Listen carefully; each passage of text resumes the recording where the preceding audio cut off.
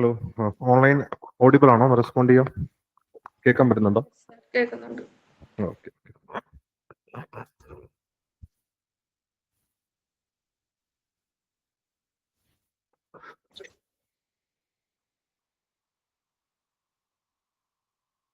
വരുന്നു.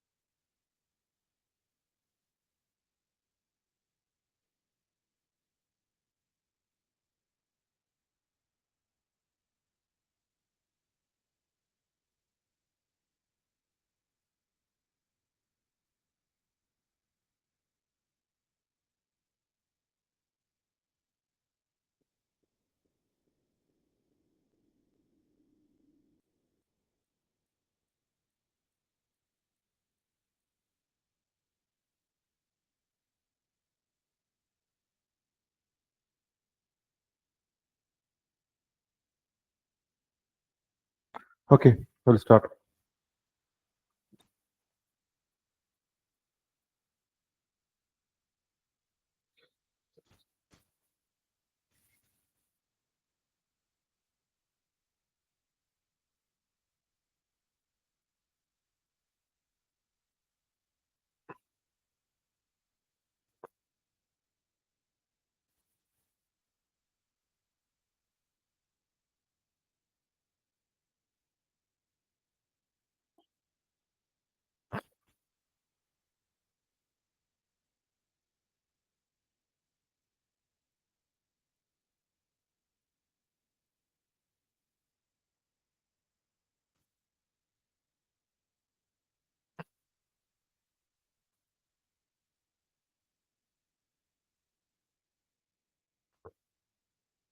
Okay.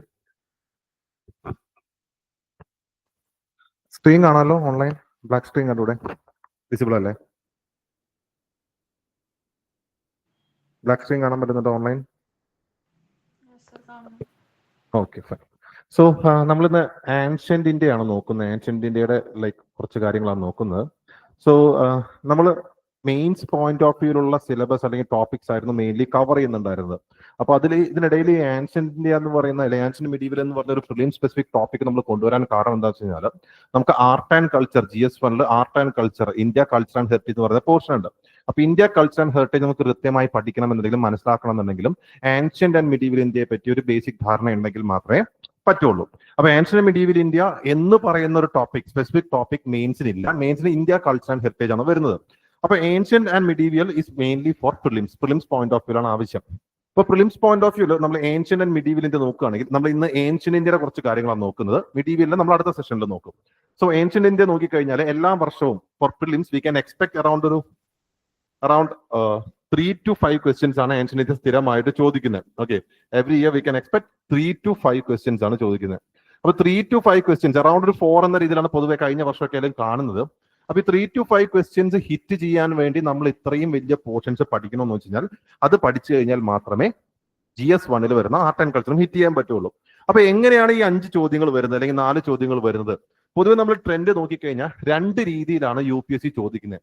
2 രീതിയിൽ എന്ന് പറഞ്ഞാൽ, ഒന്നാമത്തത് whether you are aware about that particular time period and the social conditions of that time period. ഇതാണ് ഒന്നാമത്തെ കാര്യം.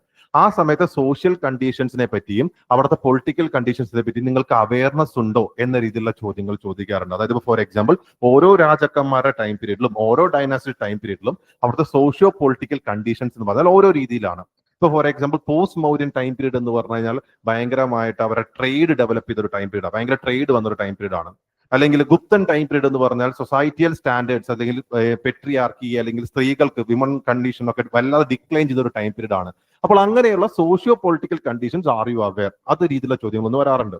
അപ്പൊ അത് ചിലപ്പോൾ സ്പെസിഫിക് ആയിക്കൊള്ളുന്നില്ല, സ്റ്റേറ്റ്മെന്റ്സ് ആയിട്ട് ഇങ്ങനെ ചോദിക്കും, ഈ ടൈം പീരീഡിൽ ഇങ്ങനെയായിരുന്നു അങ്ങനെയായിരുന്നു. അതൊന്ന്. 2, ലൈക്ക് ഫാക്ച്വൽ കണ്ടന്റ് ബേസിക് ചോദ്യങ്ങൾ ചോദിക്കാറുണ്ട്. ഫാക്ച്വൽ കണ്ടന്റ് എന്ന് പറഞ്ഞാൽ ആ ടൈം പീരീഡിലെ ടേംസ് തന്നുകൊണ്ട് ആ ടേംസ് എന്താണ് എന്ന് പറഞ്ഞുകൊണ്ട് ചോദിക്കാറുണ്ട്. ഇപ്പൊ ഫോർ എക്സാമ്പിൾ ഈ വർഷം ചോദിച്ചിരുന്നു ആറാഘട്ട എന്ന് പറഞ്ഞ ഒരു സംഭവം എന്താണെന്ന് 2025 പ്രിലിംസിന് ചോദിച്ചിരുന്നു. ആറാഘട്ട ഇതിന് മുമ്പ് UPSC ചോദിച്ചിട്ടുള്ളതാണ്. അപ്പൊ UPSC പൊതുവെ നമ്മൾ പറയും ക്വസ്റ്റ്യൻസോ കണ്ടന്റോ ഒന്നും റിപ്പീറ്റേഷൻ വരാറില്ല, തീംസ് റിപ്പീറ്റ് ചെയ്യാറുണ്ട്, ക്വസ്റ്റ്യൻസ് റിപ്പീറ്റ് ചെയ്യാറില്ല എന്ന് പറഞ്ഞു. പക്ഷെ ക്വസ്റ്റ്യൻസ് എവിടെയെങ്കിലും UPSC റിപ്പീറ്റ് ചെയ്യുന്നുണ്ടെങ്കിൽ അത് ബേസിക്കലി എവിടെയാണ്? ഏൻഷ്യന്റ് ആൻഡ് മിഡീവൽ ഇന്ത്യയിലാണ്. അപ്പോൾ അത്തരത്തിൽ ഒരു ടേം തന്നുകൊണ്ട് ആ ടേം ആ ടൈം പീരീഡിൽ എന്തുമായി ബന്ധപ്പെട്ട് കിടക്കുന്നു, ഇങ്ങനെ 2 രീതിയിലാണ് ചോദിക്കുക. ഇതിൽ രണ്ടാമത്തെ ടൈപ്പ് ഓഫ് ചോദ്യങ്ങൾ when they are factual in type, ആ ഫാക്ച്വൽ ചോദ്യങ്ങൾ ടാക്കിൾ ചെയ്യാൻ ചിലപ്പോൾ ബുദ്ധിമുട്ടാറുണ്ട്. കാരണം ഇത്രയും വലിയ ടൈം പീരീഡിൽ ഒരുപാട് കാര്യങ്ങൾ അവിടെ സംഭവിച്ചിട്ടുണ്ട് ഇന്ത്യയിൽ. അതിൽ ആയിരക്കണക്കിന് രാജാക്കന്മാർ ഭരിച്ചിട്ടുണ്ടാവും, അവർ ലക്ഷക്കണക്കിന് കാര്യങ്ങൾ ചെയ്തിട്ടുണ്ടാവും, ലക്ഷക്കണക്കിന് പുസ്തകങ്ങൾ എഴുതപ്പെട്ടിട്ടുണ്ടാവും. അപ്പൊ ഇതെല്ലാം കാണാതെ പഠിക്കുക എന്ന് പറഞ്ഞാൽ ഇറ്റ്സ് ഓൾമോസ്റ്റ് ഇമ്പോസിബിൾ. ഓക്കെ, അപ്പൊ അതിൽ ഇമ്പോർട്ടന്റ് ആയ കാര്യങ്ങൾ പഠിച്ച് നമ്മൾ പോവുക. അതിൽ നിന്ന് കിട്ടുന്നത് അല്ലെങ്കിൽ ആ ടേമിന്റെ വേണ്ടി സാൻസ്ക്രിറ്റും ഒക്കെ ബന്ധപ്പെട്ട് അതിന് അർത്ഥം കിട്ടുന്നുണ്ടെങ്കിൽ അതിൽ നിന്ന് നമ്മൾ കണ്ടുപിടിക്കാൻ നോക്കും. That's one way.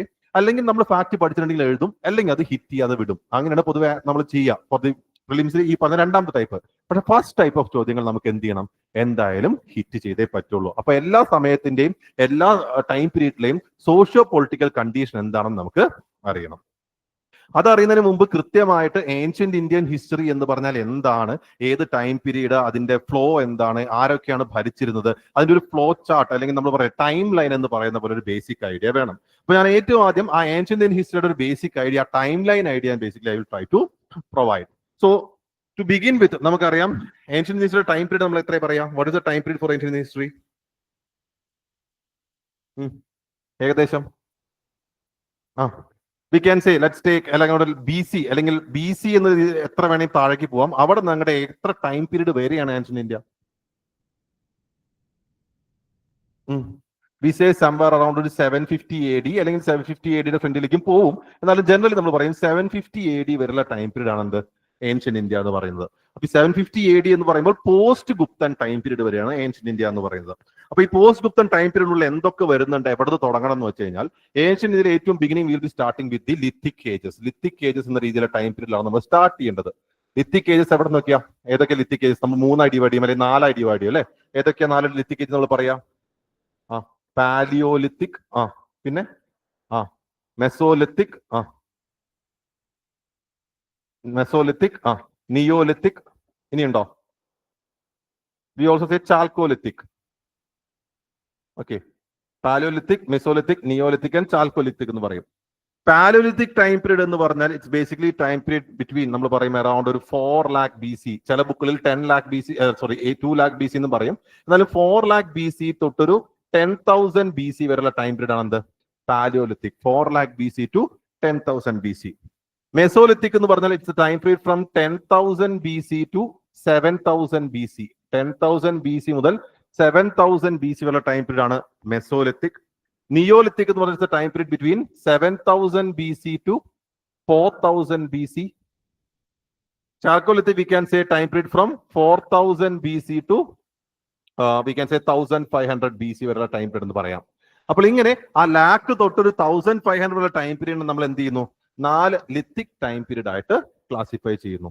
അപ്പൊ 4 ലിത്തിക് ടൈം പീരീഡ് ആയിട്ട് ക്ലാസിഫൈ ചെയ്യുമ്പോൾ ഓരോ ലിത്തിക് ടൈം പീരീഡിന്റെയും ഫീച്ചേഴ്സ് ഞാൻ പറഞ്ഞല്ലോ, ഓരോരുത്തർ സോഷ്യോ പൊളിറ്റിക്കൽ കണ്ടീഷൻ എന്താണെന്നൊരു ബേസിക് ഐഡിയ വേണം. ഇപ്പൊ ഫോർ എക്സാമ്പിൾ സ്റ്റോൺ ഏജ്, അതാണ് ലിത്തിക് ഏജ് എന്ന് പറയുന്നത്. അവിടുത്തെ ഏറ്റവും പ്രിമിറ്റീവായ ഏറ്റവും ആദ്യം ഉണ്ടായ ടൈം പീരീഡ് ആണ് എന്ത്? ലിത്തിക് ഏജ് എന്ന് പറയുന്നത്. ഇപ്പൊ പാലോലിത്തിക് എന്ന് പറഞ്ഞാൽ ഏറ്റവും ആദ്യം ഉണ്ടായ പ്രിമിറ്റീവ് ഹ്യൂമൻസ്, ആദിമ മനുഷ്യർ അല്ലെ, ഈ പറയുന്ന കേവ്സിലൊക്കെ ജീവിച്ചിരുന്ന ഹണ്ടർ ഗ്യാദറേഴ്സ് ആയിരുന്ന ആദിമ മനുഷ്യരായിരുന്നു പാലോലിത്തിക്. നിയോലിത്തിക്കോ കുറച്ചുകൂടി സ്പെസിഫിക്, അതായത് ഇന്നത്തെ മനുഷ്യരുമായി കുറച്ച് റിലേറ്റബിൾ ആയിട്ട് അതെന്താണ്? സോ ബേസിക്കലി അഗ്രികൾച്ചർ ചെയ്ത് തുടങ്ങി, സെറ്റിൽ ലൈഫ് സ്റ്റാർട്ട് ചെയ്ത് തുടങ്ങി, ചെറിയ ചെറിയ വെപ്പൺസ് ഉണ്ടാക്കി തുടങ്ങി, അതാണ് നിയോലിത്തിക്. അപ്പൊ paleolithic primitive humans hunter gatherers, neolithic കുറച്ചുകൂടി settle humans who are agriculturalist. അപ്പൊ അതിന്റെ ട്രാൻസിഷൻ ആണ് എന്ത്? മെസോലിത്തിക്. മനുഷ്യർ കുറച്ചും കൂടി റിസോഴ്സസും മറ്റു കാര്യങ്ങളും മിനറൽസ് ഒക്കെ ഉപയോഗിച്ച് തുടങ്ങിയത് എപ്പോഴാണ്? ചാൽക്കോലിത്തിക്. അപ്പൊ പാലോലിത്തിക്, മീസോലിത്തിക്, നിയോലിത്തിക് എങ്ങനെയാണ് പഠിക്കേണ്ടത് വെച്ചാൽ you should make a table to compare them and study. Ancient ഇന്ത്യയിൽ നമുക്ക് ഫാക്ട്സ് ഓർമ്മ വെക്കാൻ പലർക്കും ബുദ്ധിമുട്ടായിരിക്കും. നമുക്ക് കമ്പയർ ചെയ്യാൻ പറ്റുന്നിടത്തൊക്കെ കമ്പയർ ചെയ്തുകൊണ്ട് വെക്കണം. അപ്പൊ ടേബിൾസ് ഉണ്ടാക്കി പഠിക്കുന്നതാണ് ഇവിടുത്തെ ഏറ്റവും ഒപ്റ്റിമം വേ. ഇപ്പൊ for example Hunter gathers, settle humans, മനസ്സിലായോ? അല്ലെങ്കിൽ ഹണ്ടർ ഗ്യാദേഴ്സ്, അഗ്രികൾച്ചറലിസ്റ്റ്, അങ്ങനെ കമ്പയർ ചെയ്ത് പഠിക്കുമ്പോൾ നമുക്ക് കുറച്ചുകൂടി ഓർത്തു വെക്കാൻ പറ്റും. അപ്പൊ ഇതാണ് ആ ലിത്തിക് ഏജ് ടൈം പീരീഡ്. അപ്പൊ നമ്മൾ ലിത്തിക് ഏജ് കവർ ചെയ്യുമ്പോൾ തന്നെ we reach the time period of 1500 BC. Lithic ഏജിന് ശേഷമുള്ള ടൈം പീരീഡ് ഏതാണ്?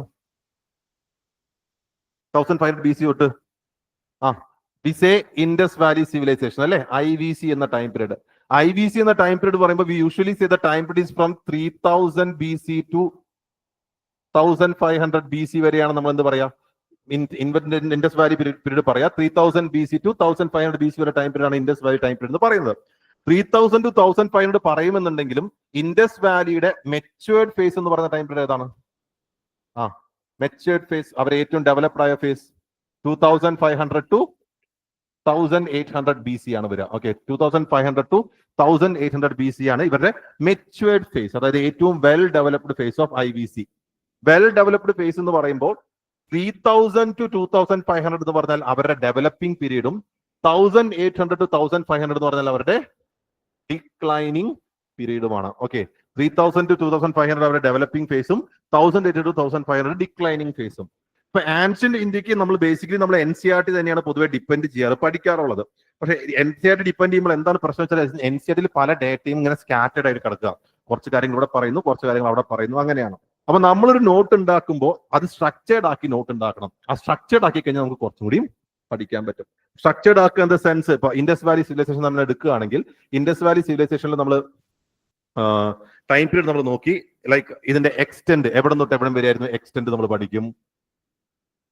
ഓക്കെ, എന്നിട്ട് we divide into small topics. ഏറ്റവും ആദ്യം will start with the town planning. IVCയുടെ ടൗൺ പ്ലാനിങ് എങ്ങനെയായിരുന്നു പഠിക്കും. എന്താ ടൗൺ പ്ലാനിങ്, എങ്ങനെയായിരുന്നു ടൗൺ പ്ലാനിങ് ഫീച്ചേഴ്സ് ഒക്കെ ഒന്ന് പറഞ്ഞ് പഠിച്ചതല്ലേ ഇന്നലെ? എന്താ town planning features? City divided into different grids. Upper town ഉണ്ട്, ലോവർ ടൗൺ ഉണ്ട്. അപ്പർ ടൗൺ നമ്മൾ എന്ത് പറയും? അപ്പർ ടൗണിൽ 45 സെറ്റിൽമെന്റ് സിറ്റഡൽസ് ഉണ്ട്. ലോവർ ടൗൺ എന്ന് പറഞ്ഞാൽ ഉയരം കുറഞ്ഞ ബിൽഡിംഗ്സ് ഉള്ള സ്ഥലമാണ്. Drainage system, efficient drainage system ഉണ്ട്. മിക്ക സിറ്റീസിലും ഓൾമോസ്റ്റ് യൂണിഫോം നേച്ചർ തന്നെയാണ്, എന്നാൽ നോൺ യൂണിഫോമിറ്റീസും ഉണ്ട്. ദെൻ സ്റ്റാൻഡേർഡ് സൈസുള്ള ബ്രിക്സ് ആണ് ഉപയോഗിച്ചിരുന്നത്. അത്തരത്തിലുള്ള ടൗൺ പ്ലാനിങ്ങുമായി ബന്ധപ്പെട്ട കാര്യങ്ങൾ പഠിക്കണം. ടൗൺ പ്ലാനിങ് പഠിച്ചു കഴിഞ്ഞാൽ we go for religion. Indus valley religion എന്തായിരുന്നു? റിലീജിയൻ, ഇൻഡസ് വാലി റിലീജിയനെ പറ്റി നമുക്ക് എന്തൊക്കെ പറയാൻ പറ്റും? Can I say IVC is polytheistic? എന്താ പോളിതീസ്റ്റിക്? ഒന്നിൽ കൂടുതൽ ദൈവങ്ങളിൽ വിശ്വസിച്ചിരുന്നു. നമുക്ക് പശുപതി സീല് കിട്ടിയിട്ടുണ്ട്, മദർ ഗോഡസ് കിട്ടിയിട്ടുണ്ട്, നേച്ചർ വർഷിപ്പിന്റെ എവിഡൻസ് കിട്ടിയിട്ടുണ്ട്. So they were polytheistic. So fire altars കണ്ടുപിടിച്ചു. So can we say they are ritualistic അല്ലെ? അവർ റിച്വലിസ്റ്റിക് ആണ്. Ritualistic in the sense fire altars കണ്ടുപിടിച്ചിട്ടുണ്ട്. പിന്നെ ഗ്രേറ്റ് ബാത്ത് ചിലപ്പോൾ റിച്വൽ പർപ്പസിന് വേണ്ടി ഉപയോഗിച്ചിരുന്നാവാം. അപ്പൊ റിച്വലിസ്റ്റിക് ആണെന്ന് പറയാം. വേറെന്താ പറയാൻ പറ്റുക? We can also say they are animistic. അതായത് നമുക്ക് ആമുലറ്റ്സ് ഒക്കെ കണ്ടുപിടിച്ചിട്ടുണ്ട്. തന്ത്ര മന്ത്ര പോലുള്ള കാര്യങ്ങളൊക്കെ ഒരു പക്ഷേ ഉണ്ടായിട്ടുണ്ടാവും. That provides information regarding like they are animistic in nature. ഇത്രയും കണ്ടുപിടിച്ചിട്ടുണ്ടെങ്കിലും do they have any common place of worship? അവർക്ക് കോമൺ പ്ലേസ് ഓഫ് വർഷിപ്പ് ഉണ്ടോ? ഇല്ല. They don't have a common place of worship, no common place of worship. അപ്പൊ എല്ലാത്തിനെയും പറ്റി ഒരു 3-4 points ഇങ്ങനെ എടുത്തു കഴിഞ്ഞാൽ that will be easy to understand. Okay, religion.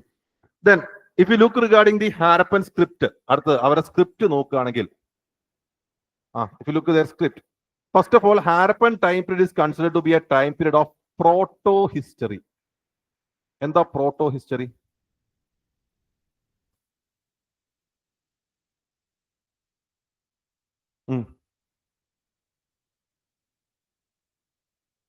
Beginning of the history age എന്ന് പറഞ്ഞാൽ പ്രീ ഹിസ്റ്ററി ആണ്. Pre history, proto history, modern history മൂന്നായി ഡിവൈഡ് ചെയ്യാം. പ്രീ ഹിസ്റ്ററി എന്ന് പറഞ്ഞാൽ we don't have any literary evidence about them, അവരെ പറ്റി literary evidence ഇല്ല. പ്രോട്ടോ ഹിസ്റ്ററി എന്ന് പറഞ്ഞാൽ we have literary evidence but we are yet to decipher it completely. നമുക്ക് കംപ്ലീറ്റ്ലി മനസ്സിലായിട്ടില്ല അവരെന്താണ് എഴുതിയിട്ടുള്ളത്. കുറച്ചൊക്കെ നമ്മൾ ഡിസിഫർ ചെയ്തു, കംപ്ലീറ്റ്ലി ഡിസിഫർ ചെയ്തിട്ടില്ല. Then we have modern history, V have literary evidence and we have found out. Post history എന്നും പറയും, ഫൗണ്ട് ഔട്ട് എന്താണെന്ന് നമ്മൾ ഡിസിഫർ ചെയ്തിട്ടുണ്ട്. അപ്പോ IVC എന്ന് പറഞ്ഞാൽ പ്രോട്ടോ ഹിസ്റ്ററി ആണെന്ന് പറയുമ്പോൾ അതിന് മനസ്സിലാക്കേണ്ടത് എന്താ? We are yet to decipher it completely, not deciphered completely ആണെന്ത് IVC script. And usually say they are written from right to left, അല്ലെ? റൈറ്റിൽ നിന്ന് ലെഫ്റ്റിലേക്കാണ് എഴുതുക. We also call them to be boustrophedon. Okay, ഈ പോർഷൻസ് നിങ്ങൾ cover ചെയ്യുന്നുണ്ടോ വെച്ചാൽ പെട്ടെന്ന് പറഞ്ഞു പോവാണേ. നമ്മൾ ഇന്ന് ഫോക്കസ് ചെയ്യാൻ പോകുന്നത് മൗര്യാസ് ആണ്. ബട്ട് ഞാൻ ജസ്റ്റ് ഒന്ന് പെട്ടെന്ന് നിങ്ങൾക്ക് ഒരു ഓവർവ്യൂവിന് വേണ്ടി പറയാം. ബോസ്ട്രോഫെഡോൺ എന്ന് പറഞ്ഞാൽ എന്താണ്? എന്താ ബോസ്ട്രോഫെഡോൺ? നമ്മൾ നോർമലി ലെഫ്റ്റിൽ നിന്ന് റൈറ്റിലേക്ക് എഴുതും, റൈറ്റ് ഹാൻഡ് ആയി കഴിഞ്ഞാൽ പിന്നെ ലെഫ്റ്റിൽ എഴുതും, അങ്ങനെയല്ലേ? ഇവര് റൈറ്റിൽ നിന്ന് ലെഫ്റ്റിലേക്ക് എഴുതും, ആ സെന്റൻസ് കഴിയുമ്പോൾ ലെഫ്റ്റിൽ നിന്ന് റൈറ്റിലേക്ക് എഴുതും, റൈറ്റിൽ നിന്ന് ലെഫ്റ്റിലേക്ക് എഴുതും. ഇങ്ങനെ സിഗ്സാഗ് ആയിട്ടാണ് അവർ എഴുതുക. അതിന് നമ്മൾ പറയുന്നതാണ് എന്ത്? ബോസ്ട്രോഫെഡോൺ. They are boustrophedon. എവിടെയാണ് നമ്മൾ ഈ സ്ക്രിപ്റ്റ് കണ്ടുപിടിച്ചിട്ടുള്ളത്? എവിടെയാണ് അവർ എഴുതുന്നത്? പേപ്പർ ഉണ്ടോ? ഇല്ല. they writes on the walls and rocks. വാൾസിലും റോക്സിലും എഴുതും. And we could also find some seals and tablets. സീൽസും ടാബ്ലറ്റ്സും കണ്ടുപിടിക്കാൻ പറ്റിയിട്ടുണ്ട്. എന്താ സീൽസ് ആൻഡ് ടാബ്ലറ്റ്സ് എന്ന് പറഞ്ഞു കഴിഞ്ഞാൽ? ഇവരെന്ത് വെച്ചാൽ മഡ് വെച്ചിട്ട് ടാബ്ലറ്റ്സ് ഉണ്ടാക്കും. അതായത് സ്ക്വയർ ബ്ലോക്ക് ഒക്കെ ഉണ്ടാക്കും, റെക്ടാങ്കുലർ ബ്ലോക്ക്. ഈ മഡ് വെറ്റായിരിക്കുമ്പോൾ അതിൽ എഴുതി കഴിഞ്ഞാൽ തെളിയും, അത് ഡ്രൈ ആയി കഴിയുമ്പോൾ എന്താവും? അവിടെ നിന്നോളും. സോ അത്തരത്തിൽ they used to write in seals and tablets as well. അപ്പൊ ഈ രീതിയിലാണ് അവരെന്ത് ചെയ്യുന്നത്? ലൈക്ക് സ്ക്രിപ്റ്റ്സ് വന്നിട്ടുള്ളത്. ഓക്കെ, അപ്പൊ പ്രോട്ടോ ഹിസ്റ്റോറിയാണ്. അപ്പൊ നമ്മൾ കംപ്ലീറ്റ്ലി ഡെസിഫർ ചെയ്തിട്ടില്ല. അപ്പൊ നമ്മൾ എന്തൊക്കെ കണ്ടുപിടിക്കുന്നുണ്ടോ അതിന്റെ ബേസിൽ നമ്മൾ കുറച്ചൊക്കെ എസ്റ്റിമേറ്റ് ചെയ്യാണ്. എസ്റ്റിമേഷനും അതേപോലെ നമ്മൾ കുറച്ച് ലൈക്ക് അസ്യൂം ചെയ്യാണ്, ഇങ്ങനെയായിരിക്കും അങ്ങനെയായിരിക്കും എന്നുള്ളത്.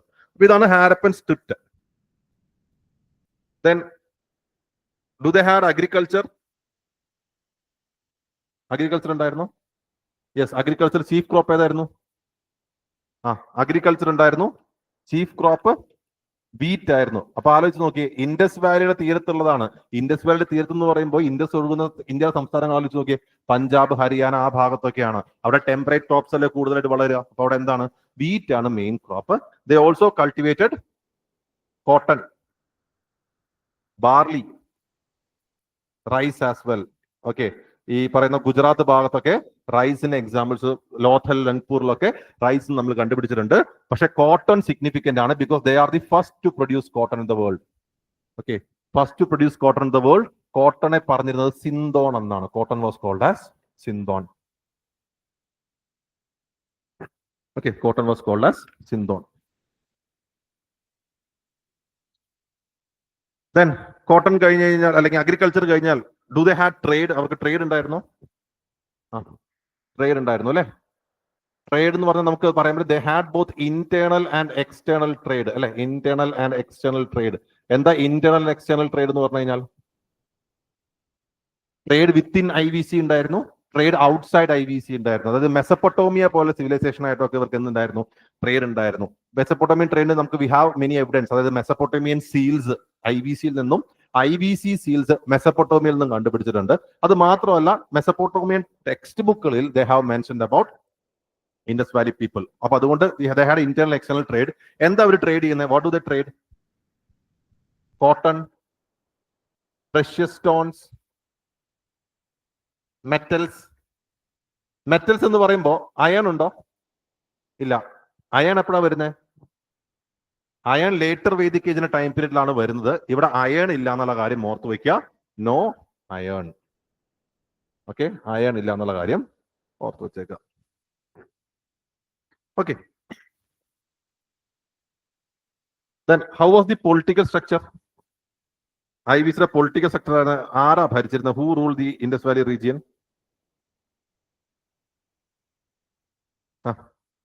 Who rule? ഐഡിയ ഉണ്ടോ? IVC ബേസിക്കലി ഭരിച്ചത് ആരാണെന്ന് നമുക്ക് വ്യക്തമായ ഐഡിയ ഇപ്പോഴും ഇല്ല. അതായത് ഒരു കിങ് ആണ് ഭരിച്ചതെങ്കിൽ ഒരു പക്ഷെ ഒരു കൊട്ടാരം, പാലസ് അങ്ങനെ എന്തെങ്കിലുമൊക്കെ ഉണ്ടായാനെ, അതില്ല. പ്രീസ്ലി ക്ലാസ്സും ഭരിച്ചതിനും കോമൺ പ്ലേസ് ഓഫ് വർഷിപ്പോ ഇല്ല. സോ പ്രോബബ്ലി റൂൾഡ് ബൈ മെർച്ചൻസോ ട്രേഡിംഗ് ക്ലാസ്സോ ആയിരിക്കും ഭരിച്ചിട്ടുണ്ടാവാന്ന് നമ്മൾ വിചാരിക്കുന്നു. ഇവിടെ നമ്മൾ നോക്കേണ്ട കുറച്ച് ഫാക്ച്വൽ കണ്ടന്റ് എന്ന് പറഞ്ഞാൽ ചില സിറ്റീസ് എന്നുള്ള ചില ഡിസ്കവറീസ് ആണ് that provides this information regarding Indus valley people. ഇപ്പൊ for example, in one of the city called as Chanhudaro. കേട്ടോ ചാൻഹുദാരോ? ചാൻഹുദാരോ എവിടെയാണ്? ഇപ്പൊ ഫോർ എക്സാമ്പിൾ മൊഹൻജോദാരോ നമ്മൾ കേട്ടിട്ടില്ലേ? മൊഹൻജോദാരോ എവിടെയാണ് currently? Mohenjodaro is in the present Sindh Pakistan region അല്ലെ? സിന്ധ് പാകിസ്ഥാൻ റീജിയനാണ് പ്രസന്റ്ലി ഉള്ളത്. ഏത് റിവറിന്റെ തീരത്താ? ഇൻഡസിന്റെ തീരത്ത്. ഈ ദാരോ തന്നെയാണ് ഇവിടെ കിടക്കുന്ന ദാരവും. ഓക്കെ, വി ഹാവ് 2 ദാരോസ്. സോ അതും എന്താണ്? Sindh Pakistan, and it is presently in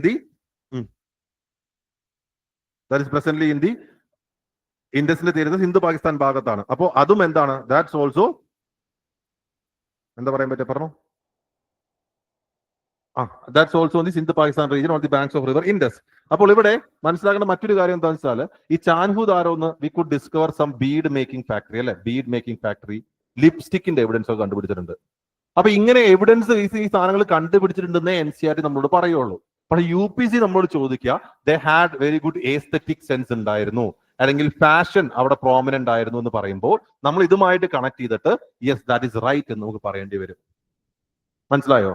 or in some place we have discovered like എന്താ പറയാ കപ്പിൾ ബറിയൽ കണ്ടുപിടിച്ചിട്ടുണ്ട്. Couple burial, and also we could also discover dog being buried with master.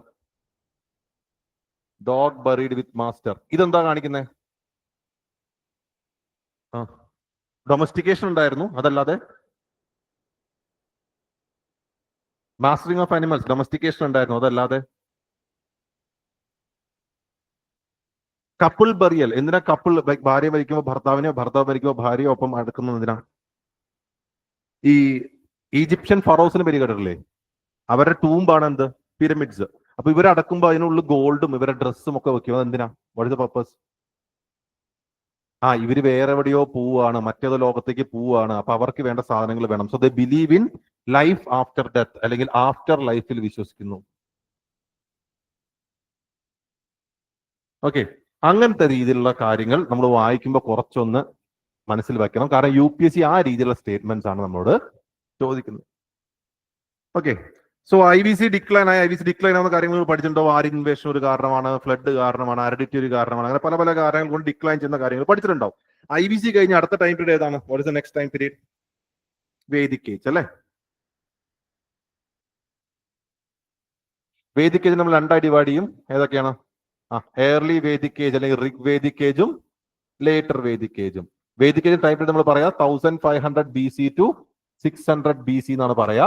So early Vedic time period is 1500 to 1000 BC. Later Vedic is 1000 to 600 BC. ഇവിടെയും നമ്മൾ എന്ത് ചെയ്യണമെന്ന് വെച്ചാൽ പഠിക്കുമ്പോൾ early വേദിക്കിനെയും ലേറ്റർ വേദിക്കിനെയും കമ്പയർ ചെയ്ത് പഠിക്കുക. It's not like you read early Vedic first then you read later Vedic. അങ്ങനെ പഠിച്ചാൽ ഓർമ്മ നിൽക്കാൻ അല്പം എന്താണ്? കമ്പയർ ചെയ്ത് പഠിക്കുകയാണ്. ഇപ്പൊ for example we take political structure. നമ്മൾ പൊളിറ്റിക്കൽ സ്ട്രക്ചർ എടുത്ത് നോക്കിക്കുക. പൊളിറ്റിക്കൽ സ്ട്രക്ചർ എടുത്തിട്ട് V compare early Vedic political structure, later Vedic political structure. For example കുറച്ച് കാര്യങ്ങൾ നിങ്ങൾക്ക് ഓർമ്മ ഉണ്ടാവില്ല. ഏർലി വേദിക്കിൽ എന്താണ്? ട്രൈബൽ പൊളിറ്റി ആയിരുന്നു. പിന്നെ മൊണാർക്കി ആയിരുന്നു. കിങ് വാസ് കൺട്രോൾഡ് ബൈ സഭ, സമിതി പോലെയുള്ള വേദിക് അസംബ്ലീസ് ആണ് കിങ്ങിനെ കൺട്രോൾ ചെയ്തത്. ബ്യൂറോക്രസി ഉണ്ടായിരുന്നില്ല. ടാക്സേഷൻ ബലിയായിരുന്നു. ബലി എന്ന് പറഞ്ഞാൽ എന്താ? വോളണ്ടറി ഗിഫ്റ്റ് കൊടുക്കുന്നതായിരുന്നു. സ്റ്റാൻഡിങ് ആർമി ഉണ്ടായിരുന്നോ? ഇല്ല. എന്തെങ്കിലും പ്രശ്നം ഉണ്ടെങ്കിൽ എല്ലാവരും കൂടി ഫൈറ്റ് ചെയ്യും. ഇത് ലേറ്റർ വേദിക്കിൽ വന്നപ്പോൾ എങ്ങനെ മാറി? അതാണ് നമ്മൾ നോക്കേണ്ടത്. ലേറ്റർ വേദിക്കിൽ ട്രൈബൽ പൊളിറ്റി അങ്ങനെ തന്നെ പോയി. പക്ഷെ മൊണാർക്കി എന്തായി? അല്ല, നമ്മൾ പൊളിറ്റിക്കൽ സ്ട്രക്ചർ മാത്രമേ പറയുന്നുള്ളൂ. മൊണാർക്കി എന്തായി? ആബ്സല്യൂട്ടായി. വേദിക് അസംബ്ലീസിന്റെ പവർ നിന്ന് മൊണാർക്കി പുറത്തേക്ക് വന്നു. അവിടെ ബ്യൂറോക്രസി ഉണ്ടായിരുന്നില്ല, ഓഫീസേഴ്സ് ഉണ്ടായിരുന്നില്ല, എല്ലാം വേദിക് അസംബ്ലീസ് നോക്കുന്നുണ്ടായിരുന്നത്. ഇവിടെ ഇപ്പൊ എന്തായി? ബ്യൂറോക്രസി വന്നു അല്ലെ? ഓഫീസേഴ്സ് വന്നു. എന്താ ഓഫീസേഴ്സിന്റെ പേരെന്താ? രത്നിൻസ് എന്ന് പറയുന്ന ഓഫീസേഴ്സ് വന്നു. രത്നം. രത്നിൻസ് എന്ന് പറയുന്ന ഓഫീസേഴ്സ് വന്നു. ദെൻ ഏർലി വേദിക്കില് ടാക്സേഷൻ ഉണ്ടായിരുന്നില്ല, ഇവരുടെ ടാക്സേഷൻ വന്നു. എന്താ ടാക്സേഷന്റെ പേര്? ഭാഗ. ഭാഗ എന്ന് പറഞ്ഞാൽ 1/6. എന്ത് പ്രൊഡ്യൂസ് ചെയ്യുന്നു അതിന്റെ 1/6 എന്ന് പറയുന്ന പോലെ ഭാഗ വന്നു. ആർമി ക്യാരക്ടർ അങ്ങനെ പോയി. അപ്പൊ ഇതേപോലെ നമ്മൾ എന്ത് ചെയ്യണം? എക്കണോമി കമ്പയർ ചെയ്യണം, റിലീജിയൻ കമ്പയർ ചെയ്യണം, ദെൻ സൊസൈറ്റിയെ കമ്പയർ ചെയ്യണം. ഏർലി വേദിക്ക് ലേറ്റർ വേദിക്ക് വന്നപ്പോൾ കാര്യമായ മാറ്റം വന്നത് സൊസൈറ്റിയിലാണ്. സൊസൈറ്റിയിൽ especially in the case of women. അത് മാത്രമല്ല കാസ്റ്റ് ബേസ്ഡ് ഡിവിഷൻസിൽ വന്ന മാറ്റം. വർണ്ണ സിസ്റ്റം ഏർലി വേദിക്കിൽ അങ്ങനെ കാര്യമായിട്ട് ഉണ്ടായിരുന്നില്ല. ലേറ്റർ വേദിക്കായപ്പോൾ വർണ്ണ സിസ്റ്റം വന്നു. അപ്പോൾ വിമന്റെ കണ്ടീഷൻ എന്ത് ചെയ്തു? ഡിക്ലൈൻ ചെയ്തു. അത്തരത്തിലുള്ള പോയിന്റ്സ് ഒക്കെ ഒന്ന് കമ്പയർ ചെയ്ത് പഠിച്ചു വെക്കാം. ഓക്കെ, അങ്ങനെ ലേറ്റർ വേദിക്ക് ആയപ്പോഴേക്കും നമ്മൾ അയേൺ പോലുള്ള സാധനങ്ങൾ കണ്ടുപിടിച്ചു. നമ്മൾ നേരത്തെ പറഞ്ഞല്ലോ, അയേൺ കണ്ടുപിടിച്ചു കഴിഞ്ഞപ്പോൾ ഇവർ ഏർലി വേദിക്കിൽ നൊമാഡ്സ് ആയിരുന്ന ആൾക്കാർ ലേറ്റർ വേദിക്കിലായപ്പോൾ എന്തായി? അഗ്രികൾച്ചറലിസ്റ്റ് ആയി. അപ്പൊ അയേൺ പോലുള്ള സാധനങ്ങൾ കണ്ടുപിടിച്ചപ്പോൾ എന്ത് പറ്റിയെന്ന് വെച്ച് കഴിഞ്ഞാൽ they were able to produce more, കൂടുതൽ പ്രൊഡ്യൂസ് ചെയ്യാൻ പറ്റുന്ന അവസ്ഥയ്ക്ക് അവരെത്തി. അതായത് കൂടുതൽ കാട് പെട്ടെന്ന് വെട്ടിത്തെളിക്കാം, കൂടുതൽ എക്യുപ്മെന്റ്സ് വന്നു. അപ്പൊ കൃഷി വല്ലാതെ എന്ത് ചെയ്തു? പ്രോസ്പെറസ് ആയി. കൃഷി ഹാർവസ്റ്റ് ഒക്കെ കൂടി വന്നപ്പോൾ സർവൈവൽ എന്ന രീതിയിൽ നിന്ന് മാറി കാര്യങ്ങളൊക്കെ. കാരണം സർവൈവൽ ആയിരുന്നു ആദ്യം. ഇപ്പൊ ആവശ്യത്തിന് സർവൈവൽ വേണ്ട സാധനങ്ങളുണ്ട്. അഗ്രികൾച്ചർ ഇമ്പ്രൂവ് ചെയ്തപ്പോൾ എന്തായി? ട്രേഡ് പോലുള്ള കാര്യങ്ങൾ ഡെവലപ്പ് ചെയ്തു. ട്രേഡ് ഡെവലപ്പ് ചെയ്തപ്പോൾ നമ്മളിപ്പോ എക്സ്പാൻഡ് ചെയ്തുകൊണ്ടിരിക്കുക, കാടൊക്കെ വെട്ടിത്തെളിച്ച് എക്സ്പാൻഡ് ചെയ്തുകൊണ്ടിരിക്കുകയാണ്. ഓരോരോ ട്രേഡ് സെന്റേഴ്സ് ഡെവലപ്പ് ചെയ്തു തുടങ്ങി. ഈ ചന്ത പോലെയുള്ള ട്രേഡ് സെന്റേഴ്സ് ഡെവലപ്പ് ചെയ്തു തുടങ്ങി. അത്തരത്തിലുള്ള ട്രേഡ് സെന്റേഴ്സ് ഡെവലപ്പ് ചെയ്തപ്പോൾ ആ ട്രേഡ് സെന്റേഴ്സിന് ചുറ്റും കച്ചവടമൊക്കെ കൂടി അത് ചെറിയ ചെറിയ എന്തായി? സ്റ്റേറ്റ്സ് ആയി മാറി. അങ്ങനെ അവരെന്തായി മാറി? കുഞ്ഞു കുഞ്ഞു കിങ്ഡംസ് പോലെയായി മാറി. അപ്പോൾ അങ്ങനെ ഫോം ചെയ്ത കിങ്ഡംസിനെ നമ്മൾ വിളിക്കുന്ന പേരാണ് എന്ത്? എന്താ? ജനപദാസ് എന്ന് വിളിക്കും അല്ലെ? ജനപദാസ്. അങ്ങനെ 16 ഇമ്പോർട്ടന്റ് ജനപദാസ് ഉണ്ടായിരുന്നു. അവരെ നമ്മൾ എന്ത് പറയും? മഹാജനപദാസ് അല്ലെ? We had 16 such Janapadas which we call as Mahajanapadas. ഈ മഹാജനപദാസിനെ പറ്റി എല്ലാം നമുക്ക് പഠിക്കേണ്ട ആവശ്യമില്ല. എൻസൈഡിൽ ഒരു മാപ്പ് കൊടുത്തിട്ടുണ്ട്. അങ്ക, കോസല, കാശി, വാജി എന്ന് പറഞ്ഞ് പല പല മാപ്പ് കൊടുത്തിട്ടുണ്ട്. എല്ലാത്തിനെയും പറ്റി നമ്മൾ പഠിക്കുന്നില്ല. നമ്മൾ പഠിക്കുന്ന ആരുടെ ബേസിലാ? മഗധയുടെ ബേസിലാണ്. കാരണം മഗധയാണ് പിന്നീട് ഈ പറയുന്ന മഹാജനപദാസിനെ എല്ലാം തന്നെ കോൺകർ ചെയ്തിട്ട് അതൊരു എംപയർ ആയി മാറിയത്. കിങ്ഡം എന്ന് പറഞ്ഞാൽ എന്താണ്? ഒരു ചെറിയ റീജിയൻ ഒരു രാജാവ് ഭരിക്കുമ്പോൾ കിങ്ഡം. ഇതേപോലെ കുറെ കിങ്ഡം കൂടി ചേർന്ന് ഒരു സാമ്രാജ്യമായി മാറുന്നതാണ് എന്ത്? എംപയർ എന്ന് പറയുന്നത്. അപ്പൊ മഗധയുടെ പെർസ്പെക്റ്റീവ് ആയിരിക്കും നമ്മൾ പഠിക്കുന്നുണ്ടാവാം. ഇതിൽ ആർട്ട് ആൻഡ് കൾച്ചർ നമ്മൾ ഇൻക്ലൂഡ് ചെയ്യുമ്പോൾ എന്ത് ചെയ്യണമെന്ന് വെച്ചാൽ ഈ ടൈം പീരീഡ് തൊട്ട് തന്നെ മറ്റ് റിലീജിയൻ ഇന്ത്യയിൽ പ്രോമിനന്റ് ആയി തുടങ്ങി. അതാരാ? Buddhism, Jainism. കാരണം ലേറ്റർ വേദിക്കിൽ നിന്ന് ഏർലി വേദിക്കിൽ നിന്ന് ലേറ്റർ വേദിക്കിലേക്ക് പോയപ്പോൾ ലേറ്റർ വേദിക്കായപ്പോൾ നിങ്ങൾക്ക് അറിയാമായിരിക്കുമല്ലോ ഈ പറയുന്ന ഉപനിഷസും വേദസും ഒക്കെ എഴുതപ്പെട്ടത് ഈ ടൈം പീരീഡിലാണ്. അപ്പൊ ആൾക്കാരുടെ ലൈഫൊക്കെ ഡിഫൈൻ ചെയ്യുന്നത് ഈ ബുക്സ് പ്രകാരമായി തുടങ്ങി. ഈ ബുക്സ് പ്രകാരമായി തുടങ്ങിയപ്പോൾ എന്താ പ്രശ്നം വെച്ചാൽ ശൂദ്രാസിന്റെയും വിമന്റെയും കണ്ടീഷൻ എന്താ? ഭയങ്കര കഷ്ടമായി തുടങ്ങി. അപ്പോൾ ഈ സമയത്താണ് ബുദ്ധിസം, ജൈനിസം പോലുള്ള റിലീജിയൻസ് ഒക്കെ ഉയർന്നു വരുന്നത്. So basically Buddhism, Jainism is based on equality. അവിടെ ഡിവിഷൻ ഒന്നുമില്ല. So people started to move to Buddhism, Jainism. Buddhism, Jainism വല്ലാതെ സ്പ്രെഡ് ആയി. അത് നമ്മൾ അവിടെ പഠിക്കും, ആർട്ട് ആൻഡ് കൾച്ചറിൽ പഠിക്കും. ഓക്കെ, മഹാജനപദാസ് നമ്മൾ നോക്കിക്കഴിഞ്ഞ് കഴിഞ്ഞാൽ മഹാജനപദാസിന് ഞാൻ ഈ പറഞ്ഞ പോലെ 16 മഹാജനപദാസ് ഉണ്ടെങ്കിലും ഇവരെ എല്ലാം കോൺക്രീറ്റ് ചെയ്ത് ഒറ്റയടിക്ക് സ്ട്രോങ് ആയിക്കൊണ്ടുവന്ന ആരാണ്? മഗധയാണ്. അപ്പൊ മഗധയിൽ നമ്മൾ പല പല ഡൈനാസ്റ്റീസ് പഠിക്കണം. അതിൽ എല്ലാ ഡൈനാസ്റ്റീസ് എല്ലാ കിങ്ങും പഠിക്കേണ്ട. മഗധത്തിൽ ഏറ്റവും ആദ്യത്തെ ഡൈനാസ്റ്റി ഏതായിരുന്നു? ഹരിയാങ്ക ഡൈനാസ്റ്റിയാണ് ഏറ്റവും ആദ്യത്തെ ഡൈനാസ്റ്റി അല്ലെ? ഹരിയാങ്ക ഡൈനാസ്റ്റിയിൽ ആദ്യം വന്ന ആളുടെ പേരെന്താ? ബിംബിസാര. ഓർമ്മയുണ്ടോ? ബിംബിസാര ആദ്യമായി സ്റ്റാൻഡിങ് ആർമി കൊണ്ടുവന്നു. ശ്രേനിക് ബിംബിസാര. ബുദ്ധന്റെ ടൈമിൽ ജീവിച്ചിരുന്ന ആളാണ് ബിംബിസാര. അങ്ങനെ പോയിരുന്ന ബിംബിസാരയെ മകൻ കൊല്ലും. മകന്റെ പേരെന്താ? അടുത്ത റൂളർ അജതശത്രു. ഓർമ്മയുണ്ടോ? അജതശത്രുവും ബുദ്ധിസ്റ്റ് ആയിരുന്നു. ബുദ്ധനെ മീറ്റ് ചെയ്യുന്നത് പറയപ്പെടുന്ന അജതശത്രു. ബുദ്ധിസ്റ്റ് കൗൺസിൽസ് നടത്തിയ അജതശത്രു. അജതശത്രു ലൈക്ക് വെപ്പൺസ് ഒക്കെ കണ്ടുപിടിച്ചു. മഹാശിലാന്തക എന്നൊക്കെ പറഞ്ഞത്. അജതശത്രുവിന് ശേഷം വന്ന അജതശത്രുവിന്റെ മകൻ, അജതശത്രുവിനെ കൊന്നു വന്ന മകനാണ് ഉദയൻ. ഓക്കെ, അപ്പൊ ഹരിയാങ്കയിൽ നമ്മൾ മേജർലി പഠിക്കുന്ന 3 ആൾക്കാര് ബിംബിസാര, അജതശത്രു, ഉദയൻ. ഹരിയാങ്ക പോയി കഴിഞ്ഞാൽ അടുത്ത ഡൈനാസ്റ്റി വരുന്നതാണ് ശിശുനാഗ ഡൈനാസ്റ്റി അല്ലെ? ശിശുനാഗയില് ശിശുനാഗ അടക്കമുള്ള ഒരുപാട് റൂളേഴ്സിനെ പറ്റി നമ്മൾ പഠിക്കേണ്ട. അതിൽ മേജർലി വരുന്ന ആളാരാണ്? കാലശോക അല്ലെ? മേജർലി വരുന്ന ആള് കാലശോക. കാലശോകയും ബുദ്ധിസ്റ്റ് ആയിരുന്നു. ബുദ്ധിസ്റ്റ് കൗൺസിൽസ് നടത്തിയ കാര്യങ്ങളൊക്കെ നമുക്കറിയാം. ബേസിക് കാര്യങ്ങളൊക്കെ പഠിച്ചു വെക്കാം. കാലശോകയും പഠിച്ചു കഴിഞ്ഞാൽ then we move to Nanda dynasty. Nanda dynasty കുറച്ച് സിഗ്നിഫിക്കന്റ് ആവാൻ കാരണം ഇവര് നമ്മൾ ഈ പറഞ്ഞ ബിംബിസാരയും അജയശത്രുവും കാലശോകയും എല്ലാം കിങ്ഡം എക്സ്പാൻഡ് ചെയ്തുകൊണ്ടിരിക്കുക. By the time of Nanda it started to become an empire. ആ എംപയറിന്റെ സ്ട്രോങ് ഫേസിലേക്ക് എത്തിയില്ലെങ്കിലും എംപയർ എന്ന രീതിയിൽ മാറിയത് നന്ദ ഡൈനാസ്റ്റി ടൈം പീരീഡ് ആയപ്പോഴേക്കും. നന്ദയിലെ ഏറ്റവും സിഗ്നിഫിക്കന്റ് റൂളറാണ് ആര്? മഹാപത്മനന്ദ അല്ലെ?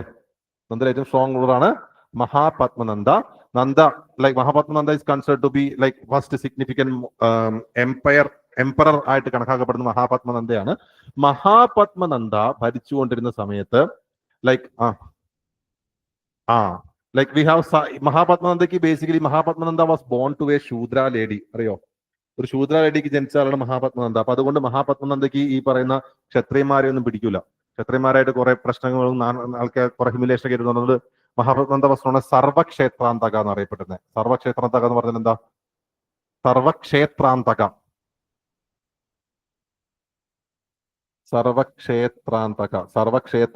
എന്ന് പറഞ്ഞു കഴിഞ്ഞാൽ കില്ലർ ഓഫ് ക്ഷത്രിയാസ്. എല്ലാ ക്ഷത്രിയാസിനെയും കൊല്ലുക.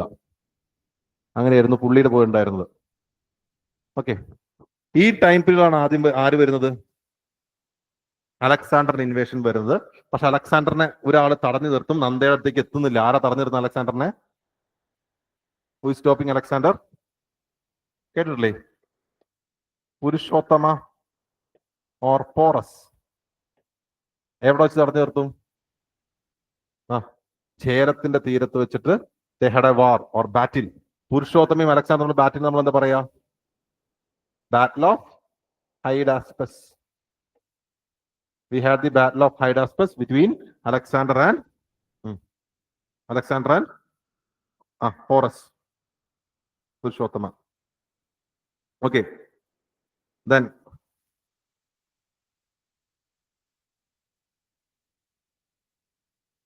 നന്ദ ഡൈനാസ്റ്റിയിലെ ലാസ്റ്റ് റൂളറായി വന്ന ആള് ദാനനന്ദയാണ്. പക്ഷെ ഈ ദാനനന്ദയെ ആർക്കും അധികം താല്പര്യമില്ല. അതായത് ദാനനന്ദയുടെ ടാക്സേഷൻ പോളിസിയൊക്കെ കാരണം. അപ്പോൾ ദാനനന്ദയോടുള്ള എതിർപ്പ് ഉപയോഗിച്ചുകൊണ്ട് റൂളറായി വന്ന ആളാണ് ആര്? ചന്ദ്രഗുപ്ത മൗര്യ. ഓക്കെ, അപ്പൊ അടുത്ത വന്നാണെന്ത്? Mauryan dynasty. Okay, Mauryan dynasty details നമ്മൾ ക്ലാസ്സിൽ നോക്കും. ഞാൻ ആ ടൈം ലൈൻ ഒന്ന് കംപ്ലീറ്റ് എത്തിച്ചോട്ടെ, എന്നിട്ട് നമുക്ക് നോക്കാം. മൗര്യൻ ഡൈനാസ്റ്റിയുടെ സിഗ്നിഫിക്കൻസ് എന്താണെന്ന് വെച്ച് കഴിഞ്ഞാൽ, ഈ പറയുന്ന മഗധയുടെ ടൈം പീരീഡിന്റെ, നമ്മൾ ഇത്ര നേരം പറഞ്ഞ ടൈം പീരീഡ് മഗധയുടെ വളർച്ചയുടെ ടൈം പീരീഡാണ്. ആ വളർച്ച വളർന്ന് ഏറ്റവും പീക്കിലെത്തിയ ടൈം പീരീഡാണ് എന്ത്? Mauryan time period. ആ എംപയർ എന്ന് പറഞ്ഞ ഏറ്റവും സ്ട്രോങ്ങസ്റ്റ് ഫോം ഇതാണ് എന്ത്? മൗര്യൻ ടൈം പീരീഡിൽ. മൗര്യൻ ടൈം പീരീഡിൽ ബേസിക്കലി നമുക്ക് പഠിക്കേണ്ട രാജാക്കന്മാർ ആരൊക്കെയാണ്? Chandragupta Maurya to begin with. പിന്നെ ആരാ? ബിന്ദുസാരയുണ്ട്. ചന്ദ്രഗുപ്ത മൗര്യയുടെ മകൻ ബിന്ദുസാര. മറ്റേത് ബിംബിസാര, ഇത് ബിന്ദുസാര. അശോക. ഇവർ മൂന്ന് പേരാണ് മേജർലി നോക്കേണ്ടത്. ബാക്കിയുള്ളത് അത്രയും സിഗ്നിഫിക്കന്റ് ആയി നോക്കണ്ട. പക്ഷേ മൗര്യൻ ടൈം പീരീഡിന്റെ അഡ്മിനിസ്ട്രേഷൻ എങ്ങനെയായിരുന്നു? അവരുടെ ഡിഫറെന്റ് മെത്തഡോളജി എന്തായിരുന്നു? അശോകനെ പറ്റിയുള്ള ബേസിക് ഡീറ്റെയിൽസ് ഇത് UPSC പലപ്പോഴായിട്ട് ചോദിച്ചിട്ടുണ്ട്. So Mauryan dynasty is the most significant time period in the ancient history for the UPSC point of view. Repeatedly ചോദിക്കുന്ന ഒരു ഭാഗമാണ്. അതുകൊണ്ടാണ് അത് ഞാൻ ഡീറ്റെയിൽ എടുക്കാന്ന് പറഞ്ഞത്. ഓക്കെ, സോ മൗര്യൻ ഡൈനാസ്റ്റി നമുക്ക് ആ രീതിയിൽ പഠിക്കണം. കാരണം ഈ ടൈം പീരീഡ് ആണ് എന്ത്?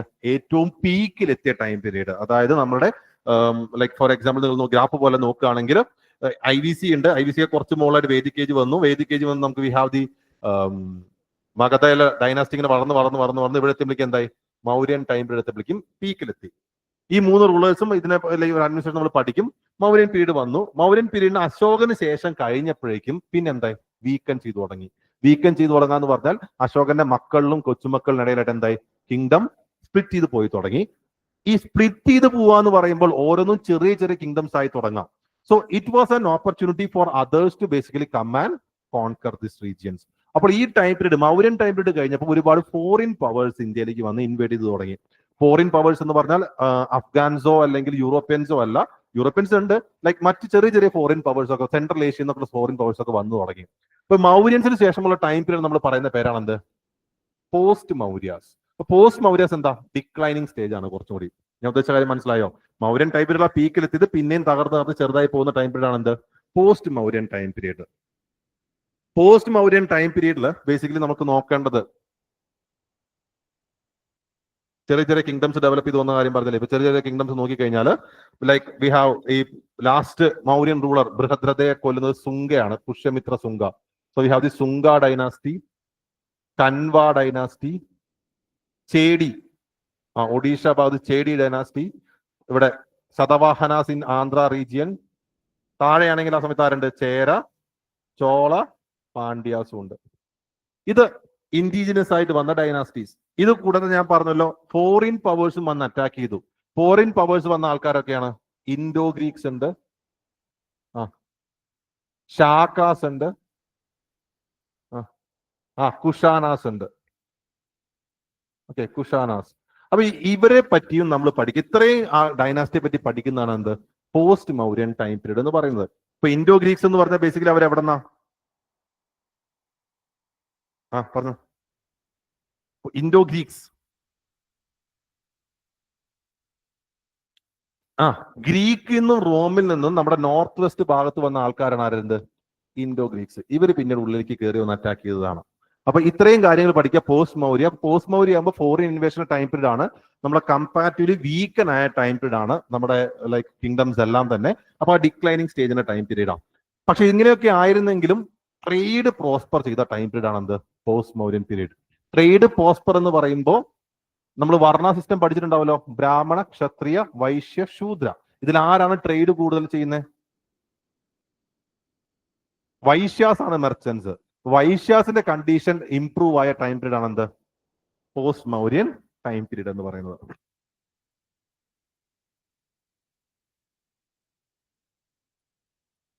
ഓക്കെ, പോസ്റ്റ് മൗര്യന് ശേഷം നമ്മൾ പോകുന്നതാണ് ഗുപ്തൻ ടൈം പീരീഡ് അല്ലെങ്കിൽ ഗുപ്ത ഏജ് എന്ന് പറയുന്നത്. ഗുപ്ത ഏജ് അറൌണ്ട് ഒരു 300 to ഒരു 600 AD 550 AD വരെ വരുന്നതാണ് ഗുപ്ത ഏജ് എന്ന് പറയുന്നത്. സോ ഗുപ്തൻ ടൈം പീരീഡിൽ വീണ്ടും നമ്മൾ നേരത്തെ വരച്ച ഗ്രാഫ് പ്രകാരം മൗര്യ ആയിട്ട് മുകളിലെത്തിയല്ലോ, തകർന്നു, പിന്നെ മുകളിലേക്ക് പോയൊരു ടൈം പീരീഡ് ആണ് എന്ത്? Guptan time period. Guptan time പീരീഡിൽ യു മൈറ്റ് ഓഫ് ശ്രീഗുപ്ത എന്ന് പറഞ്ഞ ഒരാളാണ് ഗുപ്തൻ ഡൈനാസ്റ്റി തുടങ്ങിയെന്ന് അറിയാം.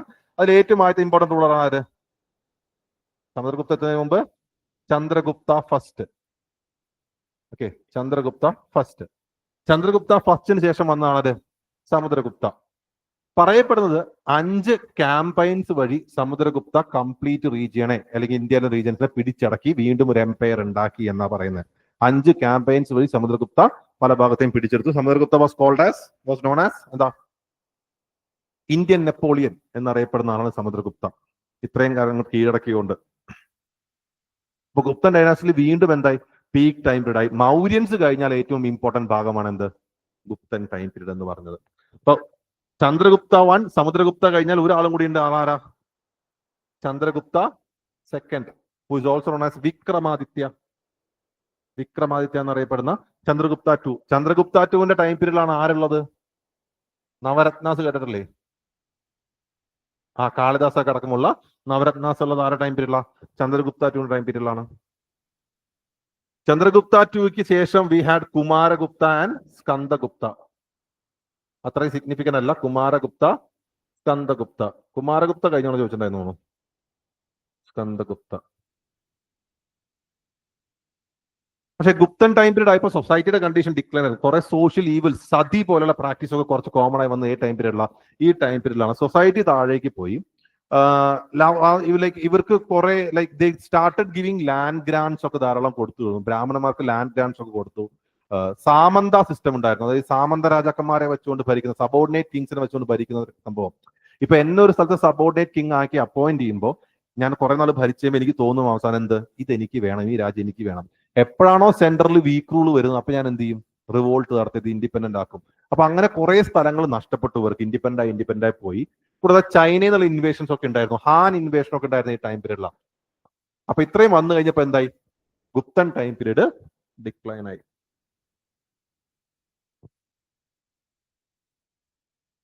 അതിനുശേഷമുള്ള ടൈം പീരീഡ് ആണ് എന്ത്? പോസ്റ്റ് ഗുപ്താസ് അല്ലെ? പോസ്റ്റ് ഗുപ്താസിൽ ബേസിക്കലി പഠിക്കേണ്ടത് ആരെ പറ്റിയാ? പുഷ്യഭൂതി ഡൈനാസ്റ്റി, ഹർഷവർദ്ധന, പുഷ്യഭൂതി ഡൈനാസ്റ്റി പോലുള്ള കാര്യങ്ങളാണ് പോസ്റ്റ് ഗുപ്തൻ ടൈം പീരീഡിൽ പഠിക്കുക.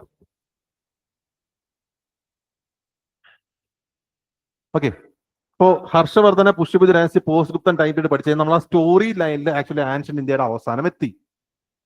ഇവിടെ നമ്മൾ സ്കിപ്പ് ചെയ്ത് പോയ ഒരാളുണ്ട്, അല്ലെങ്കിൽ ഒരു പാർട്ട് ഉണ്ട്. അത് നമ്മൾ സെപ്പറേറ്റ് ആയിട്ട് ഡീൽ ചെയ്യുന്നതാണ് എപ്പോഴും better. That is the south Indian history. South India. South India we should start with the സംഘം പീരീഡ് അല്ലെ, സംഘം ഏജ് വെച്ച് സ്റ്റാർട്ട് ചെയ്യും. സംഘം പീരീഡ് എന്ന് പറഞ്ഞാൽ 300 BC ടു 300 AD. ഈ ടൈം പീരീഡിൽ സംഘത്തിന്റെ ലിറ്ററേച്ചറുമായി ബന്ധപ്പെട്ട കാര്യങ്ങൾ നമുക്ക് പഠിക്കണം, സംഘത്തിന്റെ സോഷ്യോ പൊളിറ്റിക്കൽ കണ്ടീഷൻസ് പഠിക്കണം, ചേര ചോള പാണ്ഡ്യ എന്നുള്ള 3 രാജാക്കന്മാരും അവരെ കുറച്ച് കാര്യങ്ങളൊക്കെ നമുക്ക് പഠിക്കണം. സംഘം ഏജ്, സംഘം പീരീഡ്. ഓക്കെ,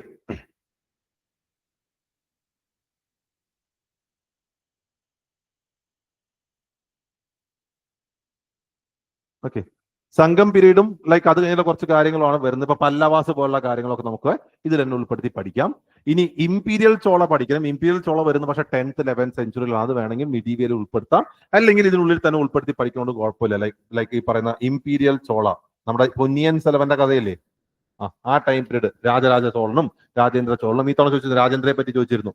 അപ്പൊ അങ്ങനെയുള്ള കാര്യങ്ങൾ നമുക്ക് വേണമെങ്കിൽ ഇതിൽ ഉൾപ്പെടുത്തുക, അല്ലെങ്കിൽ മിഡീവിയൽ ഇതിൽ ഉൾപ്പെടുത്തിയോ പഠിക്കാം. അപ്പൊ ഇത്രയും കാര്യങ്ങളാണ് നമുക്ക് എവിടെ കവർ ചെയ്യേണ്ടത്, ഏൻഷ്യൻ ഇന്ത്യയിൽ ബേസിക്കലി കവർ ചെയ്യേണ്ട ഒരു ടൈം ലൈൻ എന്ന് പറഞ്ഞ പോലെ നമുക്ക് പോകാൻ പറ്റുന്ന കാര്യങ്ങൾ ഈ രീതിയിലാണ്. അപ്പൊ ഒരു ബേസിക് ഐഡിയ ഓവർവ്യൂ തരാനാണ് ഉദ്ദേശിച്ചത്. അപ്പൊ ഞാൻ പറഞ്ഞല്ലോ, ഏറ്റവും സിഗ്നിഫിക്കന്റ് ആയി കിടക്കുന്ന ടൈം പീരീഡ് ഏതാണ്? മൗര്യൻ ടൈം പീരീഡ് ആണ്. So will see in detail regarding the Mauryan Empire.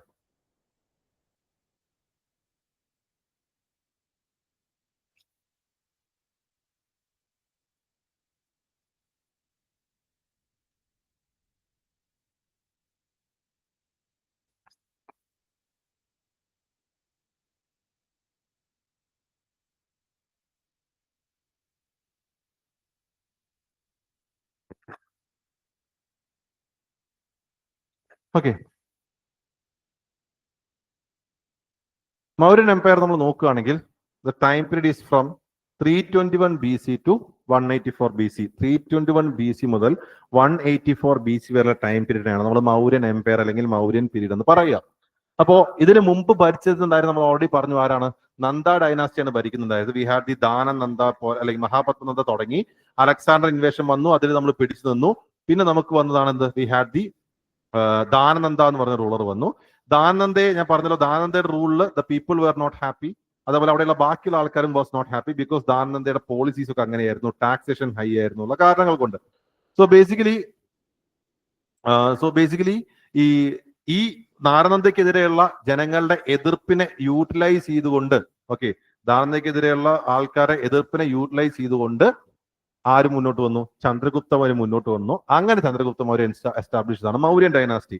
Chandragupta മൗര്യയെ ഉപദേശിക്കാനും help ചെയ്യാനായിട്ട് കൂടെ ഒരാളുണ്ടായിരുന്നു. എന്താ ആളുടെ പേര്? ചാണക്യ അല്ലെങ്കിൽ കൗഡല്യ എന്ന് പറയുന്ന ഒരു അഡ്വൈസർ ചന്ദ്രഗുപ്ത മൗര്യക്ക് ഉണ്ടായിരുന്നു. So with the help of, V can say with the help of Chanakya or with the advice of Chanakya, we can say Chandragupta Maurya became the ruler of Mauryan dynasty. So it was founded by Chandragupta Maurya in 321 BC, making the first time a large part of Indian subcontinent was unified under single paramount power. നിങ്ങൾ just നോക്കി നിങ്ങൾക്ക് മനസ്സിലാവും Mauryan time പീരീഡിൽ ഉണ്ടായിരുന്ന rule. ആ extend നോക്ക്, just almost north തൊട്ട് south east west വരെ കംപ്ലീറ്റ്ലി ഉണ്ടായിരുന്നു. ചില ഭാഗങ്ങൾ മാത്രമേ ഗ്യാപ്സ് ഉള്ളൂ. അപ്പൊ ഇത്രയും ഭാഗം ഭരിച്ചിരുന്ന ഇത്രയും വലിയൊരു എംപയർ എന്ന രീതിയിൽ ഞാൻ പറഞ്ഞില്ല, പീക്ക് ടൈം പീരീഡിൽ എത്തിയ ടൈം പീരീഡ് ആണ് എന്ത്? മൗര്യൻ എംപയർ എന്ന് പറയുന്നത്. Okay, so will see regarding different kings, അവരെ പറ്റിയുള്ള ഇമ്പോർട്ടന്റ് പോയിന്റ്സ് മാത്രം നോക്കാം. Will start with Chandragupta Maurya, who rule from 321 BC to 298 BC. 321 BC to 298 BC വരെ ഭരിച്ചിരുന്ന ആളാണ് ചന്ദ്രഗുപ്ത മൗര്യ. ഇതാണ് ചന്ദ്രഗുപ്ത മൗര്യയുടെ ഒരു ഇമേജ്. സോ ഞാൻ പറഞ്ഞ പോലെ he establish the Mauryan empire. ആരെയാണ് ഓർത്തർ ചെയ്തത്? ദാനനന്ദയെ 321 ഓർത്തർ ചെയ്ത് with the help of Chanakya. അപ്പൊ ചന്ദ്രഗുപ്ത മൗര്യയുടെ റൈസ് ഉണ്ടല്ലോ, ചന്ദ്രഗുപ്ത മൗര്യയുടെ ഗ്രോത്ത്, അതിന്റെ ഡീറ്റെയിൽസ് നമുക്ക് കിട്ടുന്ന ഒരു പുസ്തകത്തിൽ നിന്നാണ്. The book is known as Milindapanho അല്ല, മിരിന്തപാൻഹോ മറ്റേ മിനാൻഡ്രും ഇത് തമ്മിലുള്ള ഇതാണ്. ഇറ്റ് നോൺ ആസ് മുദ്ര രാക്ഷസ, വിച്ച് വാസ് റിട്ടൺ ബൈ വിശാഖദത്ത. വിശാഖദത്ത എഴുതിയ മുദ്ര രാക്ഷസ എന്നുള്ള വർക്കിൽ നിന്ന് we get details regarding the growth of Chandragupta Maurya. ഈ വിശാഖദത്ത മറ്റൊരു ബുക്കും കൂടി എഴുതിയിട്ടുണ്ട്, കേറുണ്ടോ? ദേവി ചന്ദ്രഗുപ്തം. ദേവി ചന്ദ്രഗുപ്തം. ദേവി ചന്ദ്രഗുപ്തം ആരെ പറ്റിയാണ്? ആരുടെ റൈസിനെ പറ്റിയാണ് പറയുന്നത്? ഏത് റൂളർ? വേറൊരു ആൻഷ്യൻ ഇന്ത്യൻ റൂളറാ, ഈ time പീരീഡിലുള്ളതല്ല.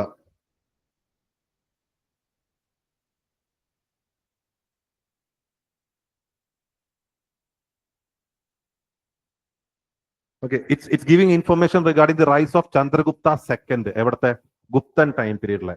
So basically Guptan time period ഉണ്ടായിരുന്ന ഓഥറാണ് വിശാഖദത്ത. ആള് 2 ബുക്ക്, ഒന്ന് മുദ്ര രാക്ഷസ, മറ്റൊന്ന് ദേവി ചന്ദ്രഗുപ്തം.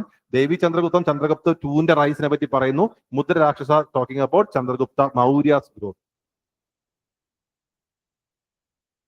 ഓക്കെ, ചന്ദ്രഗുപ്ത മൗര്യ അറിയപ്പെടുന്ന മറ്റു പേരുകൾ കുലഹിര, വൃഷാല, സാന്ത്രോകോട്ടസ്. ഗ്രീക്ക് ബുക്സിൽ സാന്ത്രോകോട്ടസ് എന്നുള്ള പേരുകളിലായിരിക്കും പറയുന്നത്. അപ്പോ ലൈക്ക് ബേസിക്കലി ചിലപ്പോൾ സ്റ്റേറ്റ്മെന്റ് വരിക ചന്ദ്രഗുപ്ത മൗര്യക്ക് ഗ്രീക്കുമായിട്ട് ബന്ധമുണ്ടായിരുന്നു, റിലേഷൻസ് ഉണ്ടായിരുന്നു എന്ന് പറഞ്ഞു കഴിഞ്ഞാൽ we should be considering that to be right. Okay, so is known as Kulahira, Vrishala or Sandrokottos. പിന്നെ ആളൊരു സ്റ്റോറി ഉള്ളത് എന്താണെന്ന് വെച്ചാൽ ചന്ദ്രഗുപ്ത മൗര്യ ഭരിക്കുന്ന സമയത്ത് 291 BC 297 BC ദിവസ ഫെമൈൻ ഇൻ മഗധ. മഗധയിൽ വലിയൊരു ഫെമൈൻ പിടിപെട്ടു. ഫെമൈൻ എന്തെന്ന് അറിയാലോ? ക്ഷാമം, ഭക്ഷണമില്ല, വെള്ളമില്ലാത്ത ഒരു ക്ഷാമത്തിന്റെ അവസ്ഥ വന്നു. ഈ ക്ഷാമത്തിന്റെ അവസ്ഥ വന്നപ്പോൾ Chandragupta Maurya, he being the emperor, he took the moral responsibility. കാരണം ലൈക്ക് എന്റെ സമയത്ത് ഇങ്ങനെ ഒരു സാധനം വന്നിട്ടുണ്ടെങ്കിൽ അത് എന്റെ ഭരണത്തിന്റെ പ്രശ്നമാണ്, അത് എനിക്ക് ആൾക്കാരെ രക്ഷിക്കാൻ പറ്റിയില്ല. So I am no longer eligible to continue as the ruler. ഞാൻ റൂളറായിട്ട് കണ്ടിന്യൂ ചെയ്യാൻ എലിജിബിൾ അല്ല എന്ന് പറഞ്ഞുകൊണ്ട് he said that he step down from the throne. He stepped down from the throne in favor of his son. എന്താ സൺന്റെ പേര്? ചന്ദ്രഗുപ്തമൗര്യയുടെ സൺന്റെ പേര് നമ്മൾ ബിന്ദുസാര. അപ്പൊ ബിന്ദുസാരെ രാജാവാക്കിക്കൊണ്ട് ചന്ദ്രഗുപ്ത മൗര്യ എന്ത് ചെയ്തു? രാജ്യം വിട്ടൊഴിഞ്ഞു. ഓക്കെ, രാജ്യം വിട്ടൊഴിഞ്ഞിട്ട് it is said that he travel to the south. സൗത്തിലേക്ക് യാത്ര എന്ന് പറയുന്നത്. സൗത്തില് have you heard about a place called as Shravanabelagola? കേട്ടോ? എവിടെയാ ശ്രാവണബലഗോല? ഇവിടെ ഉണ്ടാവല്ലോ. Shravanabelagola, have you heard about Shravanabelagola? ഏത് സ്റ്റേറ്റാ? കർണാടകയിൽ ശ്രാവണബലഗോലയിൽ പോയി. ആരുടെ ഒപ്പം? He travel south with Bhadrabahu. Bhadrabahu എന്ന് പറഞ്ഞാൽ ഒരു ജെയിൻ സെയിന്റ് ആണ്. അപ്പൊ ചന്ദ്രഗുപ്ത മൗര്യ ഒരു ജെയിൻ ഫോളോവർ ആണെന്ന് പറഞ്ഞു കഴിഞ്ഞാൽ നമുക്ക് അങ്ങനെ എടുക്കാം. So he travel to south with a Jain saint Bhadrabahu to Shravanabelagola. അപ്പോൾ സൗത്തിൽ പോയി കഴിഞ്ഞിട്ട് it is said that he performed Sallekhana on reaching south. എന്താ സല്ലേഖാന? സല്ലേഖാന എന്ന് പറഞ്ഞാൽ എന്താ? അതായത് ജെയിൻ ബിലീഫ് പ്രകാരം ഇപ്പൊ ഹിന്ദു ഇതില് ലൈക്ക് ആശ്രമ സിസ്റ്റം ഉണ്ടല്ലോ. എന്താ ആശ്രമ സിസ്റ്റം? ബ്രഹ്മചര്യ, ഗൃഹസ്ഥ, വാനപ്രസ്ഥ, സന്യാസ. നമ്മുടെ ലൈഫിലെ പർപ്പസ് കഴിഞ്ഞ് നമ്മൾ എന്ത് ചെയ്യും? സന്യസിക്കാൻ പോകും. അതേപോലെ ജൈനസിൽ purpose of life is complete. നിങ്ങൾക്ക് മോക്ഷം കിട്ടാന്നുള്ള അടുത്ത സംഭവം. മോക്ഷം കിട്ടാൻ വേണ്ടി you should die of starvation. ഭക്ഷണം കഴിക്കാതെ അങ്ങനെ മരിക്കുമ്പോഴാണ് മോക്ഷം കിട്ടാം. അതിനെ നമ്മൾ എന്ത് പറയും? ആ റിച്വലിനെ പറയുന്നതാണെന്ത്? ശ്രാവണ ബലഗോല, സല്ലേഖാന എന്ന് പറയുന്നത്. So Chandragupta Maurya he reach Shravanabelagola and perform Sallekhana. അവിടെ വെച്ച ആളെന്തായി? സമാധിയായി. ഈ Shravanabelagola is always also famous for one more thing. It is famous for a Gomateshwara statue or Bahubali statue. കേട്ടോ? ഈ സ്റ്റാച്യു നിങ്ങൾ കണ്ടാവല്ലോ, എൻസിആർടി കണ്ടെന്ന് എന്റെ ഓർമ്മ. ഈ സ്റ്റാച്യുനും ഫേമസ് ആണ് Shravanabelagola. This Gomateshwara or Bahubali statue is famous. And this Gomadeshwara Bahubali statue is known for a ritual known as Mahamastagabhisheka. ഇത് UPSC എക്സാമിന് ചോദിച്ചിട്ടില്ല, മറ്റ് എക്സാംസിന് പൊതുവെ ചോദിച്ചു കാണുന്നതാണ്. മഹാമസ്തകാഭിഷേക എന്തുമായി ബന്ധപ്പെട്ട് കിടക്കുന്നു എന്ന് പറഞ്ഞ് മറ്റ് എക്സാംസിന് ചോദിച്ചു കാണുന്നുണ്ട്. So it is related to Bahubali statue or Gomateshwara statue.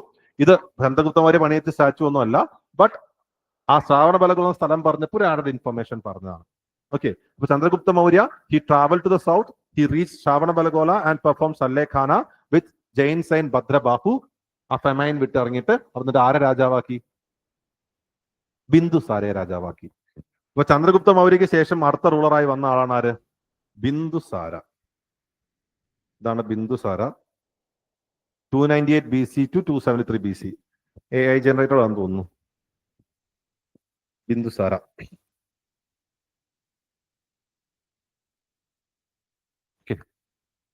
ബിന്ദുസാരയെ പറ്റി നോക്കുകയാണെങ്കിൽ Bindusara was commonly known as അമിത്രഘട്ട.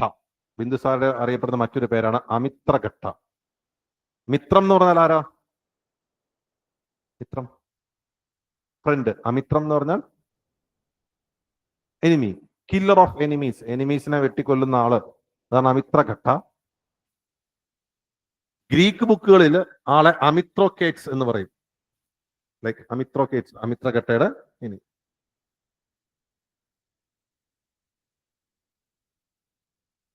Okay, comparatively Chandragupta Maurya വെച്ച് നോക്കുമ്പോൾ അശോകയെ വെച്ച് നോക്കുമ്പോൾ അത്രയും സിഗ്നിഫിക്കന്റ് ആയ ആളല്ല. Okay, he face revolt from the western province and appointed Ashoka as the governor of Takshashila and later Ujjain. അപ്പൊ അശോകനെ തക്ഷശിലയിലെയും ഉജ്ജയിലെ ഗവർണറായിട്ട് അപ്പോയിന്റ് ചെയ്ത ആള് ഇദ്ദേഹമാണ്. And he expanded the Mauryan empire in the south. ആള് ഫോളോ ചെയ്തത് അജീവിക റിലീജിയൻ ആണ്, അല്ലെങ്കിൽ അജീവിക സെക്ട് ആണ്. ബുദ്ധിസം ജൈനിസം പോലെ തന്നെ മറ്റുള്ളതാണ് അജീവിക. ഒരു പക്ഷെ നിങ്ങൾ ഫിലോസഫീസ് പഠിക്കുമ്പോൾ ഒരു പക്ഷെ പഠിച്ചിട്ടുണ്ടാവും അജീവികാസ് എന്ന് പറഞ്ഞു കഴിഞ്ഞാല് അവർ ഈ കർമ്മയിലൊന്നും അല്ല, എന്ത് സംഭവിക്കുന്നു അതൊക്കെ വിധി, എവറിത്തിങ് റിലേറ്റഡ് ടു ഫേറ്റ്. നിങ്ങൾ കർമ്മയുടെ അല്ല, വിധി എങ്ങനെയാണോ അങ്ങനെ വരുന്ന പറയുന്ന ആൾക്കാരാണ് അജീവികാസ്. അപ്പൊ അജീവികമായിട്ട് ബന്ധപ്പെട്ട് കിടക്കുന്ന ആളാണ് അത് ബിന്ദുസാര. അശോകനോ ഏത് റിലീജിയനാ? ബുദ്ധിസത്തിലേക്ക് പോയി എന്ന് പറഞ്ഞു. അപ്പൊ ഇവരുടെ 3 പേര് 3 സ്ഥലത്താണ്. അത് ആലോചിച്ച് നോക്കിയ. ചന്ദ്രഗുപ്ത മൗര്യ ആരാ? ജെയിനാണ്. ബിന്ദുസാര ആരാ? അജീവികയാണ്. അശോകൻ ആരാണ്? ബുദ്ധിസത്തിലേക്ക്. ബുദ്ധിസ്റ്റ് മാറി എന്നാലും ബുദ്ധിസത്തിലേക്കാണ് പോയത്. അപ്പൊ 3 പേരാണ്. സോ ബേസിക്കലി ഹിന്ദുയിസത്തിന് പ്രോമിനൻസ് ഇല്ലാത്ത ടൈം പീരീഡ് ആണ് ഈ ടൈം പീരീഡ് കേട്ടോ. ഓക്കെ, നമുക്ക് മെയിൻലി നോക്കേണ്ട UPSC സ്ഥിരം ചോദിക്കുന്ന ആളാരാണ്? Ashokan, who ruled from 268 BC to 232 BC. 268 BC മുതൽ 232 BC വരെ ഭരിച്ചിരുന്ന ആളാണ് ആര്? അശോക.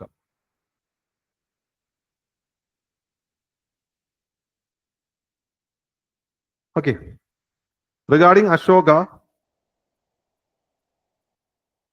അശോക നമുക്കറിയാം Ashoka was initially Shaivite. Shaivite എന്ന് പറഞ്ഞാൽ ആരാ? ശിവ ഫോളോവർ ആയിരുന്നു. Okay, then later turn to Buddhism.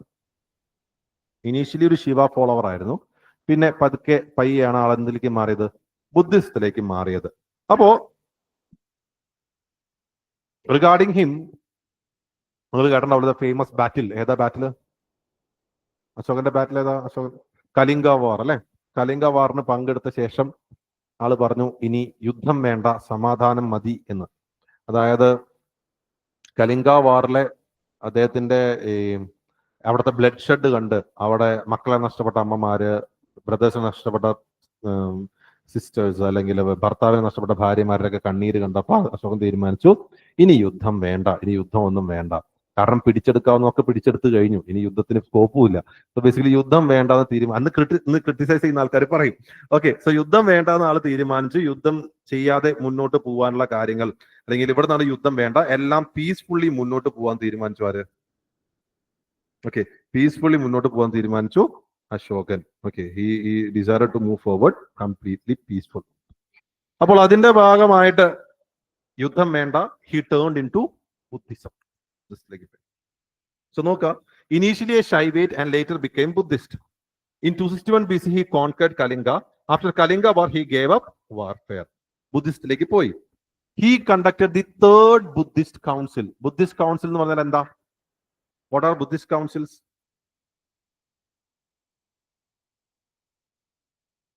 Buddhist council എന്ന് പറഞ്ഞാൽ എന്താ? Buddhist councils എന്ന് പറഞ്ഞു കഴിഞ്ഞാല് ഈ ബുദ്ധിസ്റ്റ് രാജാക്കന്മാർ ഭരിക്കുമ്പോൾ മെയിൻലി അവര് ഇറ്റ്സ് ലൈക്ക് എ കോൺഫറൻസ്. അതായത് പല ഭാഗത്തു നിന്നുള്ള ബുദ്ധിസ്റ്റ് മോങ്സ് ഒക്കെ വരും. അവർ ബുദ്ധിസ്റ്റിന്റെ ഫ്യൂച്ചറിനെ പറ്റി ചർച്ച ചെയ്യും, ബുദ്ധിസ്റ്റ് ഫിലോസഫിയെ പറ്റി ചർച്ച ചെയ്യും, പുതിയ ലിറ്റററി വർക്ക്സ് ഒക്കെ കമ്പയർ ചെയ്യും. അങ്ങനെ നടത്തുന്നതാണ് ബുദ്ധിസ്റ്റ് കൗൺസിൽ. ഇന്ത്യയിൽ ബേസിക്കലി നമ്മൾ പറയപ്പെടുന്നത് 4 ബുദ്ധിസ്റ്റ് കൗൺസിൽസ് നടന്നു എന്നാണ് അല്ലെ? 4 Buddhist councils. First Buddhist council നടത്തിയത് ആരാണ്? ഏത് ടൈപ്പിൽ ആരാ നടത്തിയത്? ഏത് രാജാവാ? ബിംബിസാരയാണോ? അജാതശത്രു എവിടെയായിരുന്നു? അല്ല, രാജഗൃഹയായിരുന്നു അവരുടെ ക്യാപിറ്റൽ. ആരായിരുന്നു അതിന്റെ പ്രിസൈഡിംഗ് ഓഫീസർ?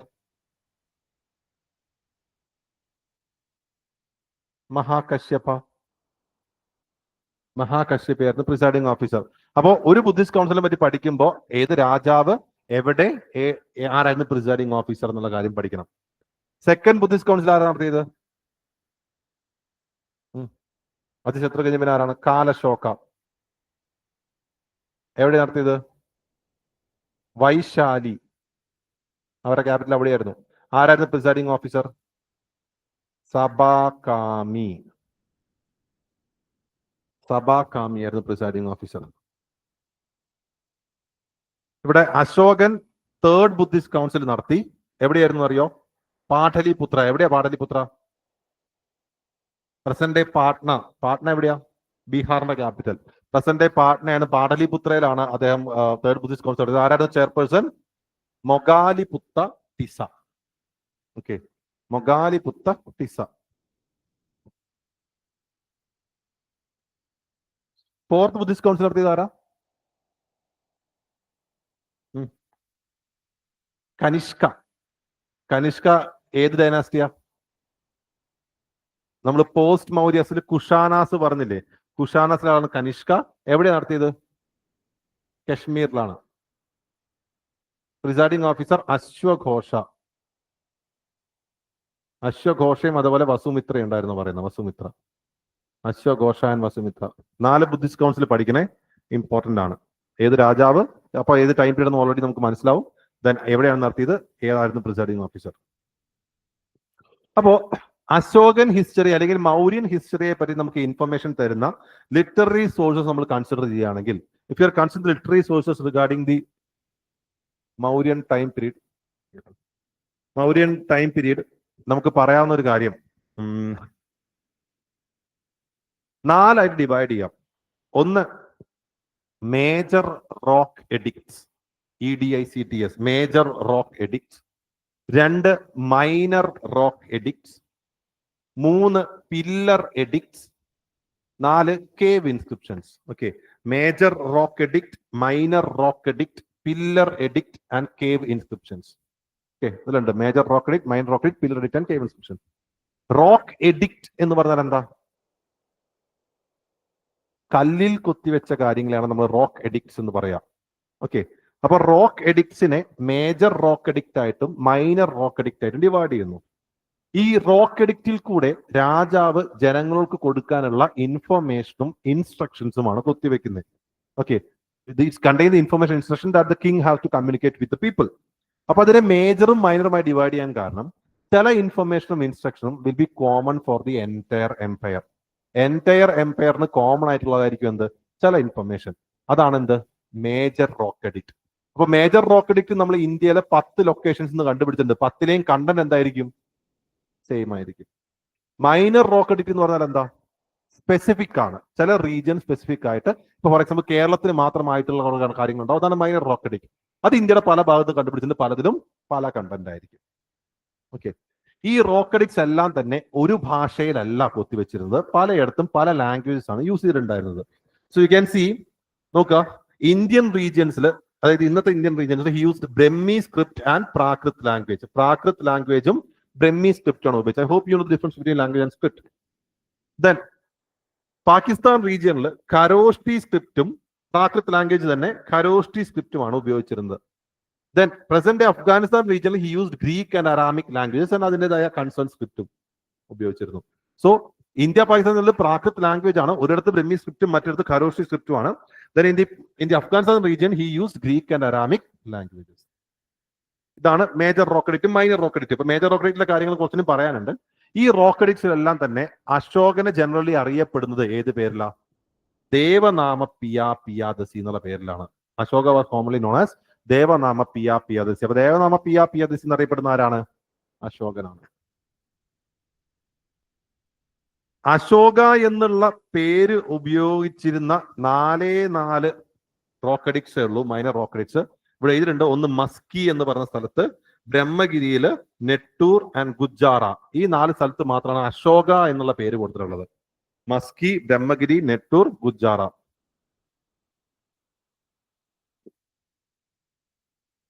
ഓക്കെ, അപ്പൊ ഞാൻ പറഞ്ഞല്ലോ, മേജർ റോക്ക് എഡിക്ട്സ് എന്ന് പറഞ്ഞാൽ common for the entire empire, content same ആണ്. നമ്മൾ 10 ഡിഫറെന്റ് ലൊക്കേഷൻസ് എന്നാണ് major rock edict കണ്ടുപിടിച്ചിട്ടുള്ളത്.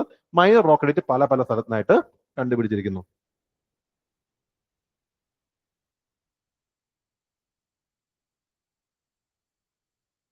Okay, major rock edict content same ആണെന്ന് പറഞ്ഞല്ലോ. 14 പോയിന്റ്സ് ആണ് അതിൽ കൊടുത്തിട്ടുള്ളത്. മേജർ റോക്ക് എഡിക്റ്റിൽ 14 പോയിന്റ്സ്. അത് ജസ്റ്റ് എന്താ നോക്കാന്ന്. ഇത് റോക്ക് എഡിക്റ്റ് കണ്ടുപിടിച്ച ഡിഫറെന്റ് ലൊക്കേഷൻസ് ആണ്. ലൈക്ക് നിങ്ങൾക്ക് മാപ്പ് നോക്കിയാൽ മതി. മേജർ റോക്ക് എഡിക്റ്റ് ഇപ്പൊ സ്ക്വയർ ഷേപ്പിൽ കാണുന്ന മേജർ റോക്ക് എഡിക്ട്സ് ആണ്, മറ്റേ ട്രയാങ്കുലർ ഷേപ്പിൽ കാണുന്ന പില്ലർ എഡിക്ട്സ് ആണ്, വൈറ്റ് സ്ക്വയറിൽ കാണുന്ന മൈനർ റോക്ക് എഡിക്ട്സ് ആണ്. ഓക്കെ, മാപ്പ് ജസ്റ്റ് നോക്കിയാൽ മതി. അപ്പോൾ ഓരോ റോക്ക് എഡിക്റ്റിലെയും കണ്ടന്റ്, അതായത് ഞാൻ പറഞ്ഞത് മേജർ റോക്ക് എഡിക്റ്റിൽ 14 കാര്യങ്ങളാണ് കൊത്തിവെച്ചിരിക്കുന്നത് മെയിൻലി. ആ 14 കാര്യങ്ങൾ എന്താണെന്ന് ജസ്റ്റ് ഒന്ന് നോക്കാം. ഈ 14 കാര്യങ്ങളും കാണാതെ പഠിക്കണം എന്നല്ല ഞാൻ പറയുന്നത്, but that gives an idea regarding what was the condition of Ashokan type, അല്ലെങ്കിൽ ആളുടെ ഐഡിയാസ് എങ്ങനെയാണെന്ന് കിട്ടും. ഒന്നാമത്തെ rock edict is regarding prohibition of animal sacrifice and holidays of festive gatherings. Animal സാക്രിഫൈസിനെ പ്രൊഹിബിറ്റ് ചെയ്യുന്നതായിരുന്നു ഒന്നാമത്തെ റോക്ക് എഡിക്റ്റ്. ഇത് കാരണം എന്താ വെച്ചാൽ അശോകൻ ഈ സമാധാനത്തിന്റെ പാതയിലേക്ക് മാറിയപ്പോൾ ആൾ ഡെവലപ്പ് ചെയ്തൊരു കോൺസെപ്റ്റ് ഉണ്ടല്ലോ, എന്താ ധമ്മ എന്ന് പറഞ്ഞൊരു കോൺസെപ്റ്റ് ഉണ്ടല്ലോ. ആ ധമ്മ എന്താണെന്ന് ഞാൻ പറഞ്ഞുതരാം, അപ്പൊ നമുക്ക് നോക്കാം. എന്നാലും ജസ്റ്റ് അതുമായി ബന്ധപ്പെട്ട ധമ്മയിൽ എന്താ non violence, peace, truth, tolerance, mutual respect, അങ്ങനെ കുറെ കാര്യങ്ങളാണ്. അപ്പൊ നോൺ വയലൻസ് ഒഴിവാക്കുന്ന പോലെ ആനിമൽ സാക്രിഫൈസ് കുറയ്ക്കുക. Then second is regarding social welfare under Dhamma, ആൾക്കാർക്ക് മെഡിക്കൽ ട്രീറ്റ്മെന്റ് കൊടുക്കുന്ന കാര്യങ്ങളൊക്കെ ബന്ധപ്പെട്ടുള്ള കാര്യങ്ങളായിരുന്നു. 3 respect for parents and for all living things including Brahmanas and Shramanas is a virtue. ആൾക്കാർക്ക് റെസ്പെക്ട് ചെയ്യുക എന്ന് പറയുന്ന ഒരു വെർച്യു ആയിട്ട് രീതിയിൽ പറ്റി വന്നിരിക്കുന്നു. Then non violence to animals and courtesy to relations ആണ് 4. 5 ഒന്ന് ശ്രദ്ധിച്ചേക്ക, അപ്പോയിന്റ്മെന്റ് ഓഫ് ധമ്മ മഹാമത്യാസ്. എന്താ ധമ്മ മഹാമത്യാസ് നമ്മൾ പഠിക്കും, ജസ്റ്റ് നോക്കി വെച്ചേക്ക. 6 ഇൻസ്ട്രക്ഷൻസ് ടു ധമ്മ മഹാമത്യാസ്, അവർക്ക് എന്തൊക്കെ ചെയ്യണം എന്നുള്ളത്. Then 7 tolerance between all sex. എന്താ ടോളറൻസ് എന്ന് പറഞ്ഞു കഴിഞ്ഞാൽ സഹിഷ്ണുത. അവര് പറയുന്നത് അവരെ അക്സെപ്റ്റ് ചെയ്യുക, ഇവരെ അക്സെപ്റ്റ് ചെയ്യുക എന്ന് പറയുന്നത്. 8 ധമ്മയാത്രാസ്, അത് നോട്ട് ചെയ്യണേ, ധമ്മയാത്രാസ് അത് നമ്മൾ പഠിക്കും. Then 9 he attack the ceremonies performed after birth, illness, marriage and before setting out for a journey. 10 fame and glory and reasserted the merits of the following policy of Dhamma, ധമ്മയുടെ പിന്നാലെ പോവാന്നുള്ളത്. 11 ക്ലാരിഫിക്കേഷൻ ഓഫ് ധമ്മാസ് പ്രിൻസിപ്പിൾസ്, എല്ലാം ധമ്മയെ പറ്റിയിട്ടാണ്. 12 appeal towards toleration വീണ്ടും. 13 rock edict pleads for conquest by Dhamma instead of war, war വേണ്ട ധമ്മ മതി എന്ന് പറയുന്നതാണ്. 14 Dhamma record has been written down in an abbreviated or enlarged manor so that people can act appropriately. അപ്പൊ എല്ലാം ധമ്മയെ പറ്റി കാര്യങ്ങൾ, ധമ്മ എന്താണെന്ന് പഠിച്ചു കഴിയുമ്പോൾ കൂടുതൽ മനസ്സിലാവും. അവിടെ നിൽക്കട്ടെ.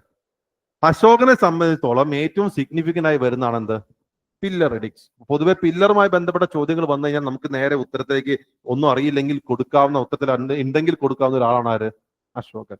അശോകൻ പില്ലറിന്റെ ഫീച്ചേഴ്സ് അറിഞ്ഞു വെക്കുക എന്നുള്ളത് ഇമ്പോർട്ടന്റ് ആണ്. അശോകൻ പില്ലറിന്റെ ഫീച്ചേഴ്സ് എന്ന് പറഞ്ഞു കഴിഞ്ഞാൽ Ashokan pillars are monolithic pillars. എന്താ മോണോലിത്തിക് പില്ലേഴ്സ് എന്ന് പറഞ്ഞു കഴിഞ്ഞാൽ പല പല പീസായി കൊണ്ടുവന്ന് ഫിറ്റ് ചെയ്തതല്ല, സിംഗിൾ പീസ് ആണ്. സിംഗിൾ പീസിൽ കാർവ് ചെയ്തെടുക്കുന്നതാണ് Ashokan pillars. And it was discovered from various locations in the Gangetic valley. കാരണം എന്താണെന്ന് അറിയോ, ഈ മോണോലിത്തിക് സാധനം കൊണ്ടുപോകണ്ടേ, ട്രാൻസ്പോർട്ട് ചെയ്യണ്ടേ, ഒരു റിവറിനെ യൂസ് ചെയ്താൽ ട്രാൻസ്പോർട്ട് ചെയ്യുന്നത്. അപ്പൊ ഗാൻജറ്റിക് വാലിയുടെ തീയതി തന്നെയാണ് എന്ത് മേജർലി പില്ലേഴ്സ് ഒക്കെ വരുന്നത്. പുറത്തില്ല എന്നല്ല, പുറത്ത് 1-2 ഉള്ളൂ. ഓക്കെ, അശോകൻ പില്ലർ നോക്കിക്കഴിഞ്ഞാലോ ഒന്ന് ശ്രദ്ധിക്കുക.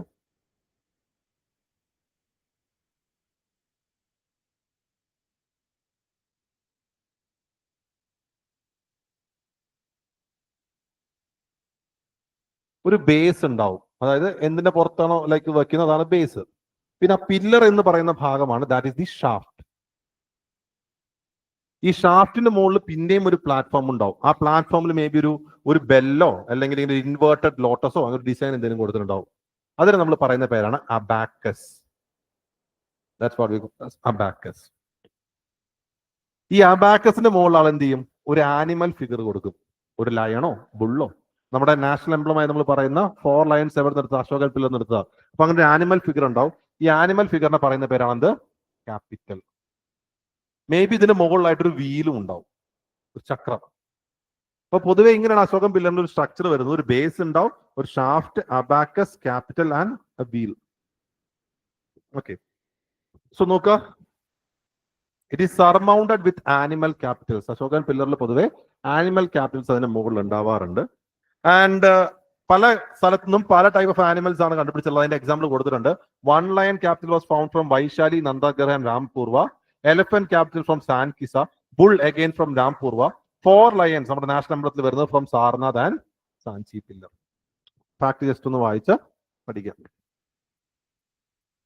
അപ്പൊ അശോകന്റെയും അദ്ദേഹത്തിന്റെ പില്ലർ ഇൻസ്ക്രിപ്ഷൻസും അതേപോലെ തന്നെ മറ്റു റൂളേഴ്സിനെ പറ്റിയുള്ള കാര്യങ്ങളാണ് നമ്മൾ ജസ്റ്റ് ഇപ്പൊ പറഞ്ഞത്. ഇനി we need to see regarding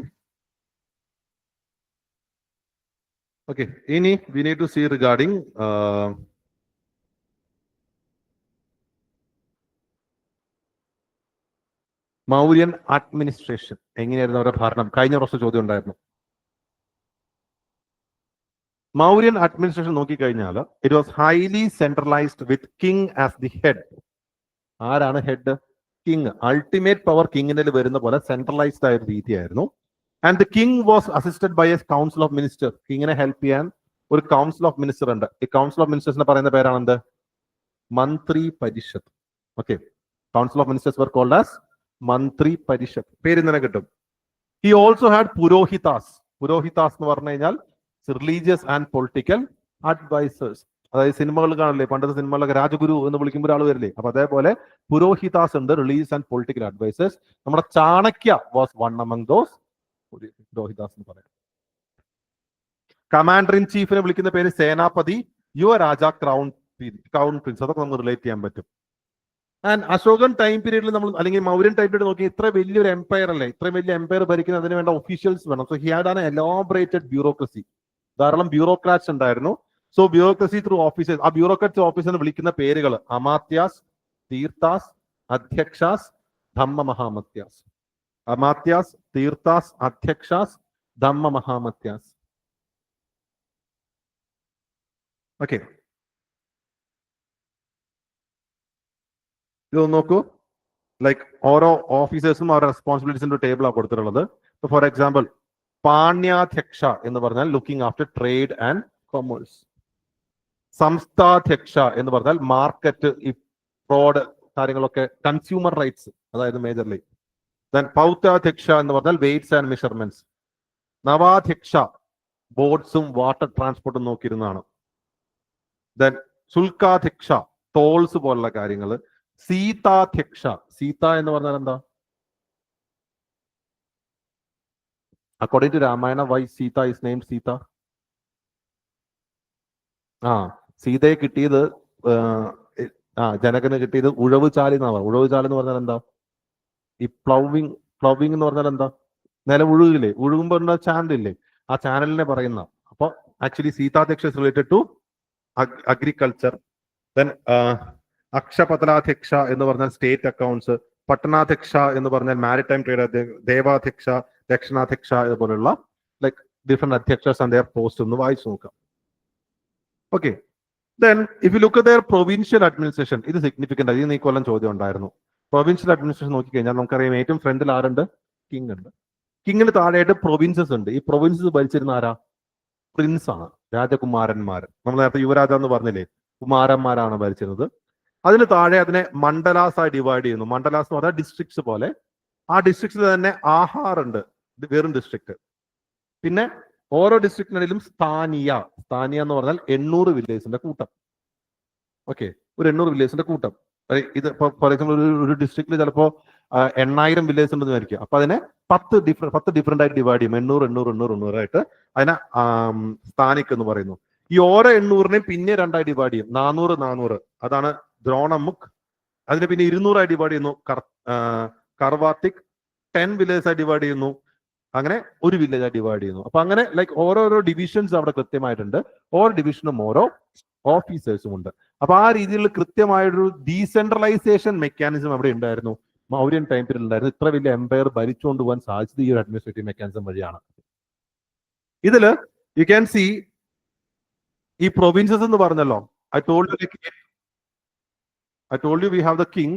ഈ കിങ്ങിന് താഴെയായിട്ട്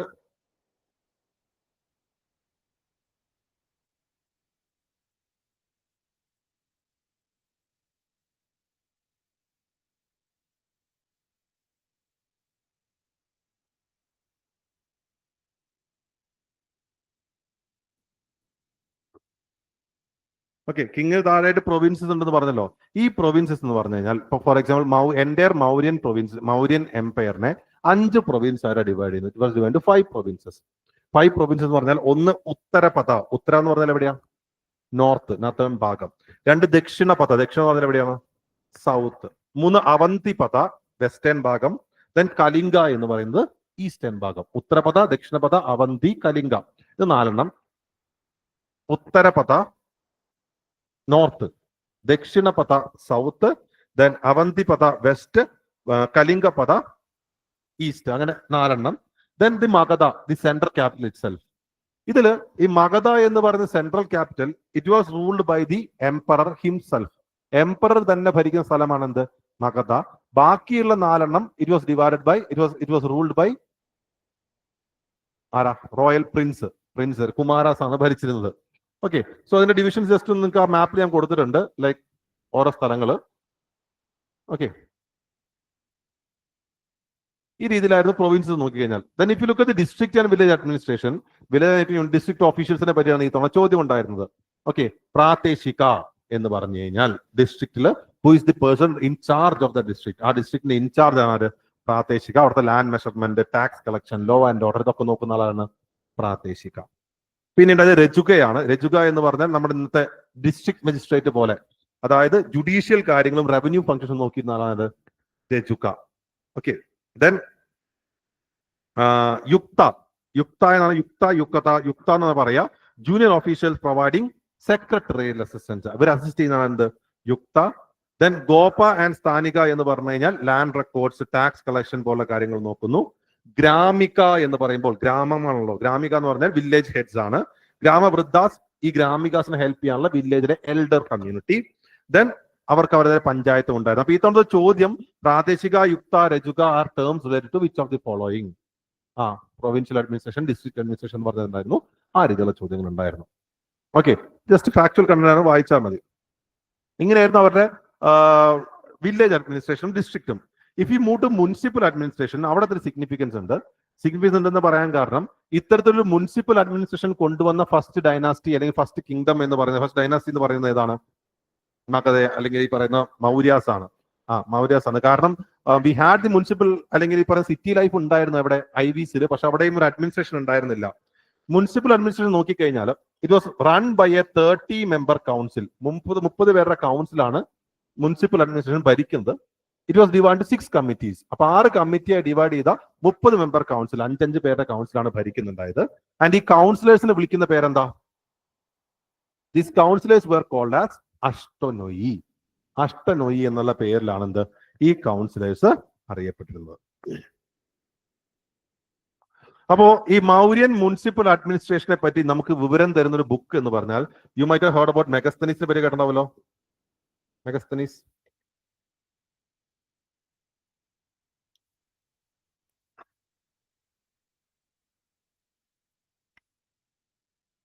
മെഗസ്തനീസ് എഴുതിയ ഇൻഡിക്ക എന്നുള്ള ബുക്കിൽ നിന്നാണ് we get this detail regarding Mauryan municipal administration. Okay, Indica by Megasthenes. City administration head ചെയ്തിരുന്ന ആളെ വിളിക്കുന്ന പേര് നാഗരിക. ഓർത്തു വയ്ക്കാൻ പറ്റും, നഗരം എന്ന് പറയുന്ന പോലെ നാഗരിക എന്നാണ്. Nagarika was assisted by Gopa and Sthanika. Okay, പിന്നെയും കുറച്ച് പോസ്റ്റുകൾ നമ്മൾ കൊടുത്തിട്ടുണ്ട്. ബന്ധനാകാരധ്യക്ഷ, ബന്ധനം എന്ന് പറയുമ്പോൾ എന്താ? ജയിലിലെ കാര്യങ്ങൾ നോക്കുന്നതാണ് ബന്ധനാകാരധ്യക്ഷ. ദെൻ രക്ഷിക്കുന്ന ആളാര് പോലീസിന് സിമിലർ. ദെൻ ലോഹാധ്യക്ഷ ആൻഡ് സൗവർണിക, ഈ പറയുന്ന മാനുഫാക്ചറിംഗ് സെന്റർ. ലോഹാധ്യക്ഷ എന്ന് പറഞ്ഞാൽ എന്താ? ലോഹം എന്ന് പറഞ്ഞാൽ എന്താ? മെറ്റലർജി പോലുള്ള കാര്യങ്ങൾ നോക്കുന്നത്. സൗവർണിക എന്ന് പറഞ്ഞാൽ സ്വർണ്ണമായി ബന്ധപ്പെട്ട കാര്യങ്ങൾ. അപ്പൊ പ്രൊഡക്ഷൻ സെന്റേഴ്സ്, മാനുഫാക്ചറിംഗ് നോക്കുന്നതാണ് എന്താ? ഈ പറയുന്ന ഓരോ പോസ്റ്റും. ഇതെല്ലാം ഫാക്ട് ആണ്.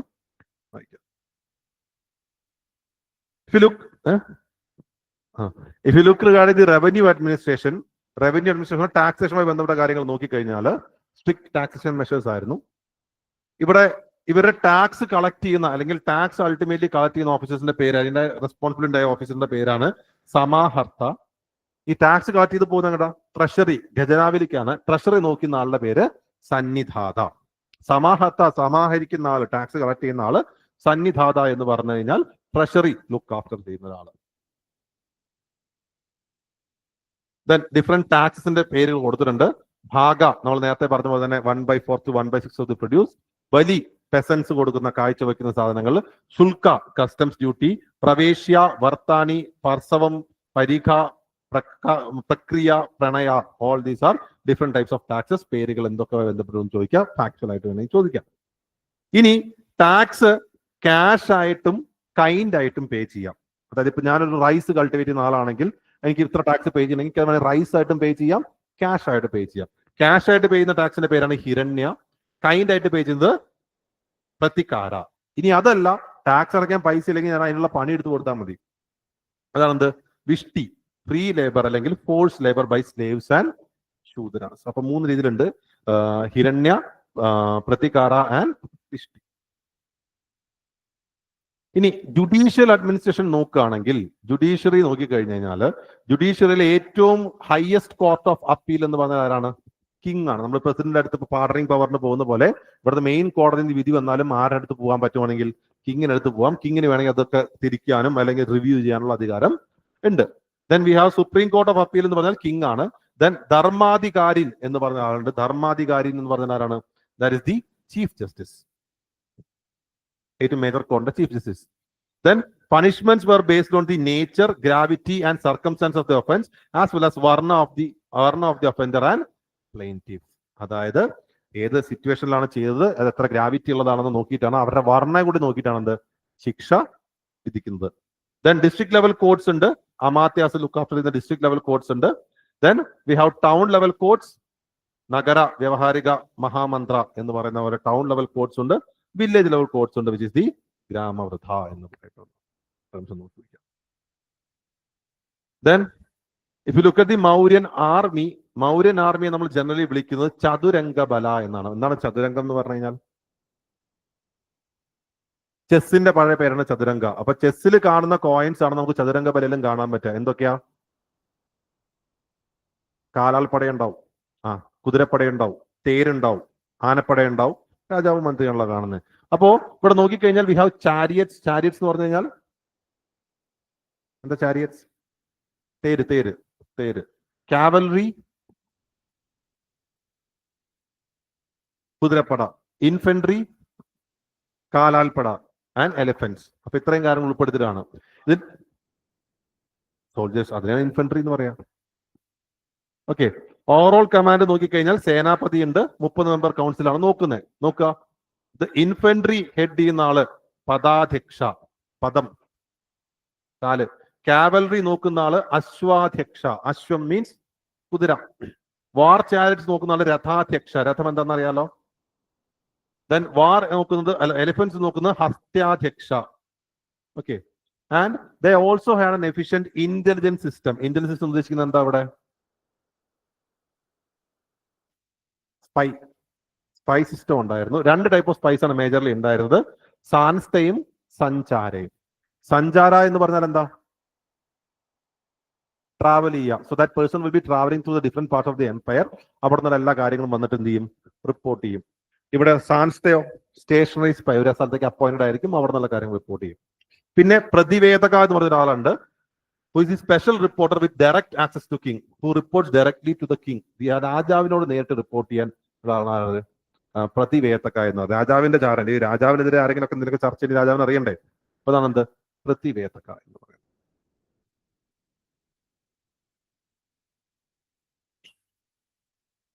ഓക്കെ,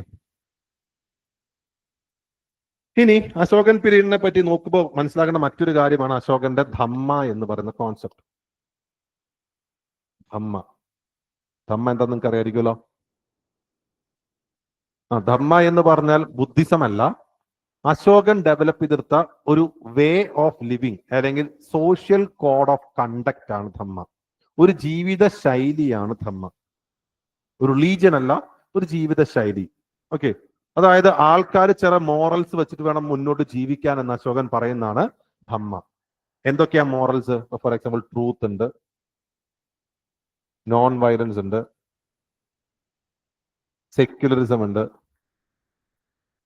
മ്യൂച്വൽ റെസ്പെക്ട് ഉണ്ട്. ഇങ്ങനെ എല്ലാവരും ഇതൊക്കെ പ്രകാരം ജീവിക്കണം എന്ന അശോകൻ പറയുന്നതാണ് ധമ്മ എന്ന് പറയുന്ന കോൺസെപ്റ്റ്. ഈ ധമ്മ എന്ന് പറയുന്ന സാധനം നാട്ടുകാരെ അറിയിക്കണം, പഠിപ്പിക്കണ്ടേ? അതിനാണ് ഈ എഡിക്റ്റിൽ മുഴുവൻ ധമ്മയെ പറ്റി ഒത്തുവെക്കുന്നത്. ഇത് സ്പ്രെഡ് ചെയ്യാൻ വേണ്ടി അശോകൻ ഒരു സ്പെഷ്യൽ ക്ലാസ് ഓഫ് ഓഫീസേഴ്സിനെ അപ്പോയിന്റ് ചെയ്തിരുന്നു. അവരെയാണ് നമ്മൾ നേരത്തെ പറഞ്ഞ ധമ്മ മഹാമത്യാസ് എന്ന് പറഞ്ഞ ആൾക്കാർ. Dhamma mahamatyas are the officers who are appointed to propagate dhamma. ഇങ്ങനെ നടക്കുക, ധമ്മ പഠിപ്പിക്കുക, ആൾക്കാർ ധമ്മ ഫോളോ ചെയ്യുന്നുണ്ടോ നോക്കുക. ഇതേപോലെ തന്നെ അശോകൻ conducted periodic tours to teach Dhamma. അതാണ് ധമ്മയാത്രാസ് എന്ന് പറയുന്നത്. ധമ്മയാത്രാസ് അശോകൻ എന്ത് ചെയ്യും? ഇങ്ങനെ യാത്ര നടത്തിക്കൊണ്ട് ധമ്മ ആൾക്കാരെ പഠിപ്പിക്കും. അപ്പൊ ഇങ്ങനെയൊക്കെ അശോകൻ ധമ്മ ആൾക്കാരിലേക്ക് എത്തിക്കാൻ വേണ്ടി ശ്രമിച്ചു. എന്തിനാണ് ഇങ്ങനെ വേ ഓഫ് ലിവിങ് കൊണ്ടുവരുന്നത്? ഇതിന്റെ പിന്നിൽ ഒരു ഇതിനൊരു പൊളിറ്റിക്കൽ റീസണും കൂടി ഉണ്ടെന്നാണ് പറയപ്പെടുന്നത്. ഇപ്പൊ ഫോർ എക്സാമ്പിൾ സേ ധമ്മ. ഇപ്പൊ ധമ്മ പ്രകാരം ആൾക്കാർ truth, non violence, mutual respect, secularism, tolerance ഇതൊക്കെ പ്രകാരം ജീവിക്കുകയാണ്. ഇങ്ങനെ ആൾക്കാർ ജീവിക്കുകയാണെങ്കിൽ, എല്ലാവരും ട്രൂത്ത്ഫുള്ളി നോൺ വയലന്റ് ജീവിക്കുകയാണെങ്കിൽ there will be social harmony. അല്ല, എല്ലാവരും സന്തോഷത്തോടെ ജീവിക്കുന്ന അവസ്ഥയിൽ വരിക സോഷ്യൽ ഹാർമണി. സോഷ്യൽ ഹാർമണി ഉണ്ടെങ്കിൽ there will be social integrity.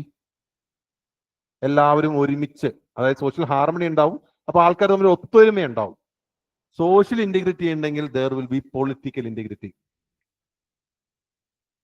Political integrity എന്ന് പറഞ്ഞു കഴിഞ്ഞാൽ എല്ലാവരും ഹാപ്പിലി സന്തോഷത്തോടെ ജീവിക്കുന്നു. ആർക്കെങ്കിലും രാജാവിനെ മാറ്റാൻ തോന്നുമോ? ഇല്ല. ആർക്കെങ്കിലും വേറെ ഇൻഡിപെൻഡന്റ് കിങ്ഡം ഉണ്ടാക്കണം തോന്നുമോ? ഇല്ല. എല്ലാവരും രാജാവിനെ സപ്പോർട്ട് ചെയ്ത് നിൽക്കുള്ളൂ. അങ്ങനെ ഒരു പൊളിറ്റിക്കൽ യൂണിറ്റി ഉണ്ടാക്കാൻ കൂടി വേണ്ടി കൊണ്ടുവന്നാണ് ധമ്മ എന്ന് പറയുന്ന ഒരു ഡയമെൻഷനും കൂടി ധമ്മയ്ക്ക് ഉണ്ട്. Okay, so it's not only about this moral rituals, അതിനൊരു പൊളിറ്റിക്കൽ ഡയമെൻഷൻ കൂടി ഉണ്ടെന്ന് പറയപ്പെടുന്നു. ഓക്കെ, സോ നോക്കുക, Ashoka's Dhamma, it was not related to Buddhism. Dhamma is a social code with a set of moral values like truth, non-violence, mutual respect, secularism, etc. ഇത് propagate ചെയ്യാൻ വേണ്ടി അദ്ദേഹം appoint ചെയ്ത ഓഫീസറാണ് ആര്? ധമ്മ മഹാമത്യ. ഇത് പ്രൊപ്പഗേറ്റ് ചെയ്ത അദ്ദേഹം പീരിയോഡിക് ടൂർസ് നടത്തുന്നതിന്റെ പേരാണ് എന്ത്? Dhamma yatras. And he also popularised dhamma through edicts. Civil service preparation വരുന്നതിന് മുമ്പ് നിങ്ങൾ ധമ്മയെ പറ്റി കേട്ടിട്ടുണ്ടോ? ഇല്ല. ധമ്മ എന്ന് പറഞ്ഞ അശോകൻ സ്പ്രെഡ് ചെയ്യാൻ ശ്രമിച്ചെങ്കിലും ഫെയിലർ ആയിരുന്നു. എന്തുകൊണ്ടാണ് ധർമ്മ ഫെയിലർ ആവാൻ കാരണം? അപ്പോ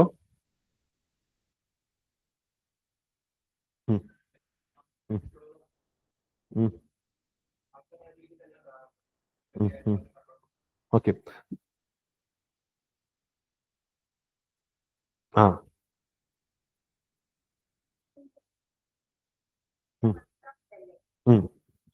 അത് തന്നെയാണ് കാരണം. ധമ്മ ഇനീഷ്യലി വോളണ്ടറി ആയിരുന്നു, അതായത് നിങ്ങൾക്ക് വേണമെങ്കിൽ ഫോളോ ചെയ്താൽ മതി എന്നായിരുന്നു. But later it started to be compulsion. ഇപ്പൊ നിർബന്ധിക്കുമ്പോൾ ബേസിക്കലി എന്താ, അതൊരു ബുദ്ധിമുട്ട് ആൾക്കാർക്ക് ആക്സെപ്റ്റ് ചെയ്യാൻ. നിർബന്ധിച്ച് നിങ്ങൾ ഇങ്ങനെ ചെയ്യണം എന്ന് പറയുമ്പോൾ അതുകൊണ്ട് നിങ്ങൾക്ക് ഗുണമില്ലെങ്കിൽ ബേസിക്കലി എന്താണ്, ബുദ്ധിമുട്ടാണ്. ഈ ധമ്മ മഹാമത്യാസൊക്കെ പയ്യെ ആൾക്കാരുടെ പ്രൈവറ്റ് ലൈഫിലേക്ക് ഇന്റർഫിയർ ചെയ്ത് തുടങ്ങി. നിങ്ങൾ എന്താ അങ്ങനെ ചെയ്തത്, അങ്ങനത്തെ കാര്യങ്ങൾ ചെയ്യുമ്പോൾ അത് ബേസിക്കലി ആൾക്കാർക്ക് പറ്റുന്നില്ല. ഇത് മാത്രമല്ല, ഇപ്പൊ ഫോർ എക്സാമ്പിൾ നോൺ വയലൻസ്, ഇപ്പൊ മൃഗങ്ങളെ കൊല്ലരുന്നൊക്കെ അവിടെ പറയുന്നുണ്ട്. ഫിഷർമാനോട് പോയിട്ട് മീൻ പിടിക്കരുത്, മീനെ കൊല്ലരുതെന്ന് പറഞ്ഞ് അവര് വേറെ എന്ത് ചെയ്യും? അങ്ങനെ പ്രശ്നങ്ങൾ വന്നപ്പോ അശോകന്റെ സക്സസ് ആയി വന്ന ആൾക്കാരൊക്കെ എന്ത് ചെയ്തു? ധമ്മ ഉപേക്ഷിച്ചു. അപ്പൊ ധമ്മ എന്തായി? ബേസിക്കലി ഫെയിലർ ആയിപ്പോയി.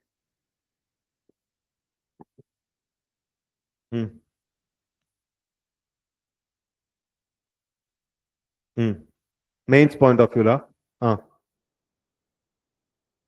എന്താ exactly?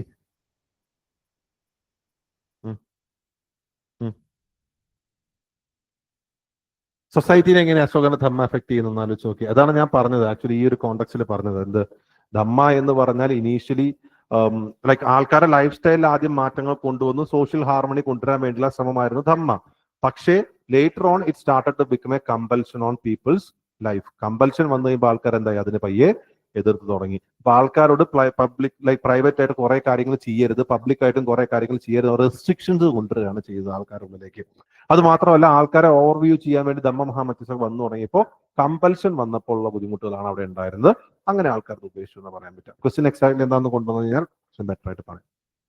Okay, then Mauryan പീരീഡിന്റെ actually നമ്മൾ ഇതിന്റെ ആർക്കിടെക്ചറും ലിറ്ററേച്ചറും ഒക്കെ പഠിക്കണം. അത് നമ്മൾ ബേസിക്കലി എന്ത് ചെയ്യും? ആർട്ട് ആൻഡ് കൾച്ചറിലായിരിക്കും പഠിക്കുന്നുണ്ടാവുക.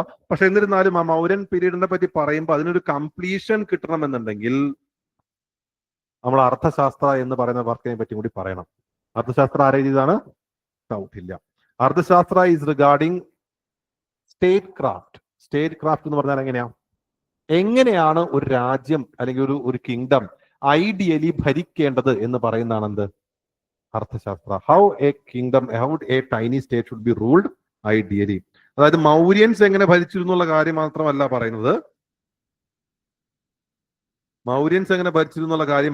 പറയുന്നത്, എങ്ങനെയാണ് ഭരിക്കപ്പെടേണ്ടത് എന്നുള്ള കാര്യമാണ് പറയുന്നത്. ഓക്കെ, എങ്ങനെയാണ് ഭരിക്കപ്പെടേണ്ടെന്നുള്ള കാര്യം പറയുന്നുണ്ട്. ഓക്കെ, നോക്കുക, അതിൽ 15 വോളിയംസ് ആണുള്ളത്. 15 volumes adhikaranas. The first 5 deal with internal administration. ആദ്യത്തെ 5 ഇന്റേണൽ അഡ്മിനിസ്ട്രേഷനെ പറ്റി. Next 8 interstate relation. Third last 2 miscellaneous topic. എങ്ങനെ ഉള്ളിലെ കാര്യങ്ങൾ ചെയ്യണം, ഇന്റർസ്റ്റേറ്റ് കാര്യങ്ങൾ എങ്ങനെ ചെയ്യണം, മിസ്ലനസ് ടോപ്പിക് എന്ന രീതിയിൽ. Okay, and in this work, Kautilya is also distinguished between Dharmastya and Kantaka Sodhana. Dharmastya is regarding the civil law. Kantaka Sodhana is more regarding the criminal laws, penal laws. Criminals എങ്ങനെ ഇത് ചെയ്യണം, civil loss എങ്ങനെ വേണം. ഏത് ഭാഷയിലാണ് എഴുതപ്പെട്ടത്? സാൻസ്ക്രിറ്റിലാണ്. Deals how a tiny state should be ruled ideally. 1924 Shamasastry കണ്ടുപിടിച്ചത്. ഇതിൽ പറയുന്ന ഒരു ഇമ്പോർട്ടന്റ് കോൺസെപ്റ്റ് ആണ് Saptanga theory of state. Saptanga theory. സപ്തം എന്ന് പറഞ്ഞാൽ എത്രയാ? 7. അംഗം മീൻസ് ഓർഗൻസ്. ഒരു സ്റ്റേറ്റിന് വേണ്ട 7 ഓർഗൻസിനെ പറ്റി പറയുന്നുണ്ട്. അതിൽ ഏറ്റവും സെൻട്രായി വരുന്ന ആരാണ്? കിങ്, സ്വാമി അല്ലെങ്കിൽ രാജ എന്നറിയപ്പെടുന്നു. കിങ് മാത്രം പോരാ, അമാത്യാസ് അല്ലെങ്കിൽ മിനിസ്റ്റേഴ്സ് വേണം. ദെൻ ദുർഗ് അല്ലെങ്കിൽ ഫോർട്ട്, ക്യാപിറ്റൽ സിറ്റി പോലെയുള്ള ദുർഗ് അല്ലെങ്കിൽ ഫോർട്ട് വേണം. ജനപദ, പീപ്പിൾ വേണം. കോഷ്, ട്രഷറി വേണം. ട്രഷറി എന്ന് പറഞ്ഞാൽ എന്താ? എക്കണോമി വേണം. ബല ഓർ ദണ്ഡ, ദണ്ഡ എന്നും അറിയപ്പെടും. Bala or Danda, that is the army. Then Mitra എന്ന് പറയുന്ന ആലീസും വേണം, ഫ്രണ്ട്സ്.